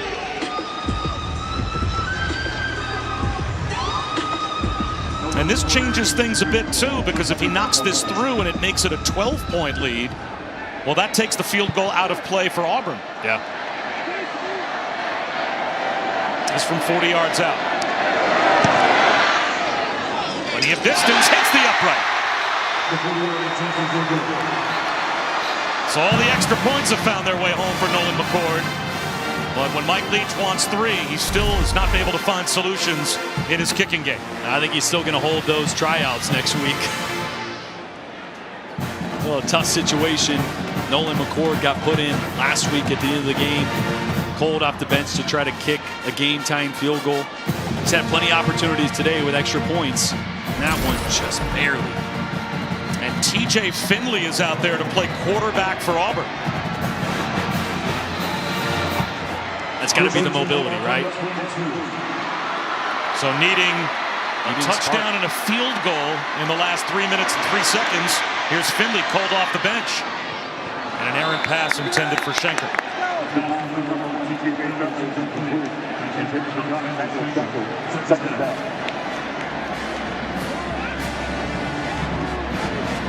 Maybe a little bit of a spark, a little bit more mobility possibly. Anytime you have an ankle injury like that, like Bo Nix does, it gets stiffer and stiffer the more the game goes on. It may not be like overtly painful, but the ability to move on it becomes really difficult. You can see that last drive for Nix. So not a huge surprise. Finley's in here to try to give a spark.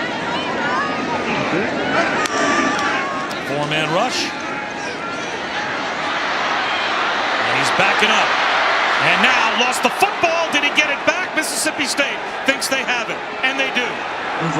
Randy Charlton gets the strip sack. And Mississippi State recovers with 2:48 to go. And Auburn out of timeouts. That is the last gasp, you would think, for the Tigers. Tyrus Wheat with the recovery. Well, showing off a little mobility here, but at some point you either got to tuck it and get downfield as much as possible, but really loose with that football. And that's bound to happen at some point. You're holding that football down like a loaf of bread.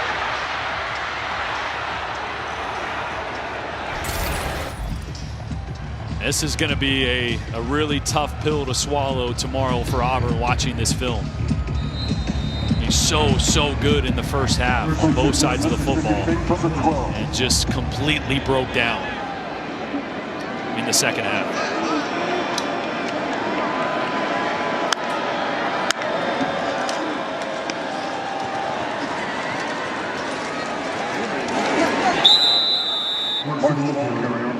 So Woody Marks drives it down to about the 5-yard line. Let's check in with Matt. All right, guys, Florida State on the board. Jordan Travis, a quarterback keeper. This game over on ESPN News. We'll move it over here to ESPN. A couple of other updates for you. Tennessee has taken the lead on Georgia, and the Buckeyes are leading Purdue.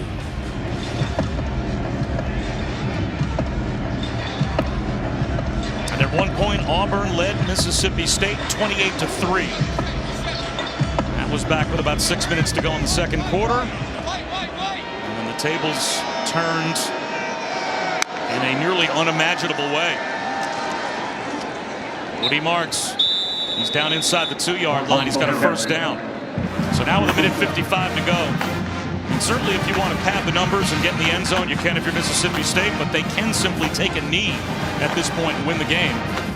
They could go to victory formation with 1:45 remaining with Auburn out of timeouts. And boy, the frustration for Bo Nix.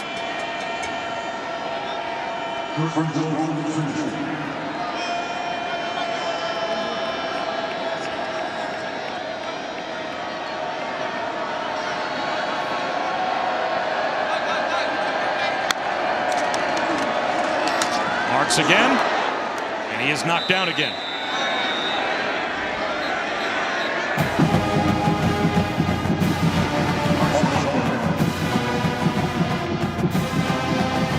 Boy, not enough good things you can say, I think, about Mike Leach in this season.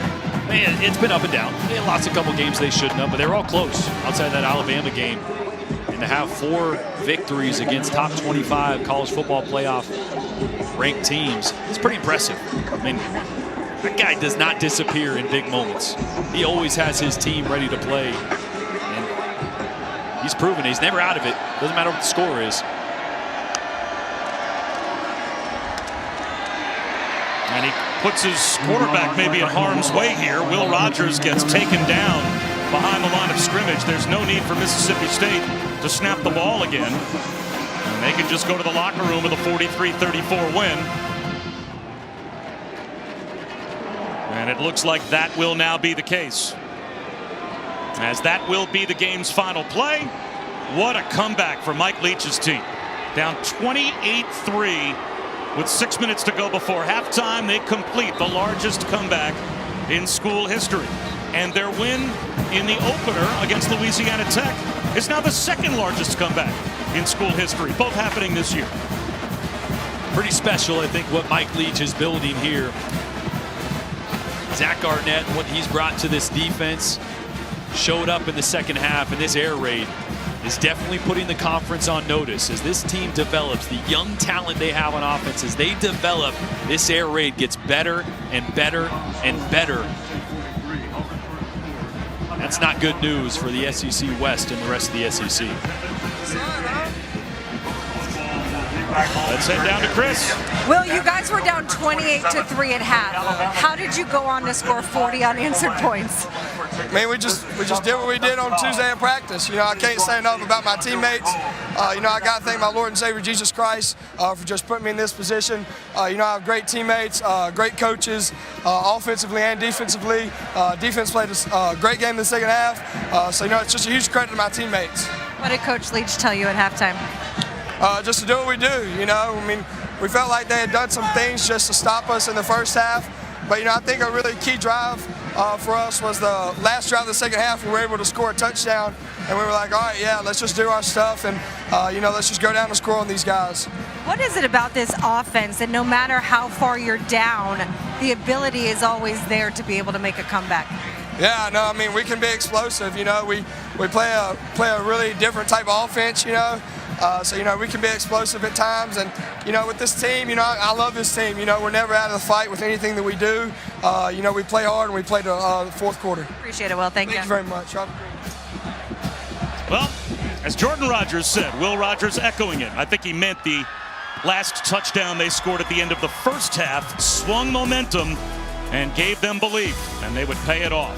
43-34 the final. What a comeback by Mississippi State. So for Jordan Rogers and Chris Budden, I'm Bob Wischusen. So long from Auburn. Thanks so much for joining us. Time to head to Tallahassee. Great rivalry game between Miami and Florida State. ESPN thanks you for watching this presentation of the Southeastern Conference.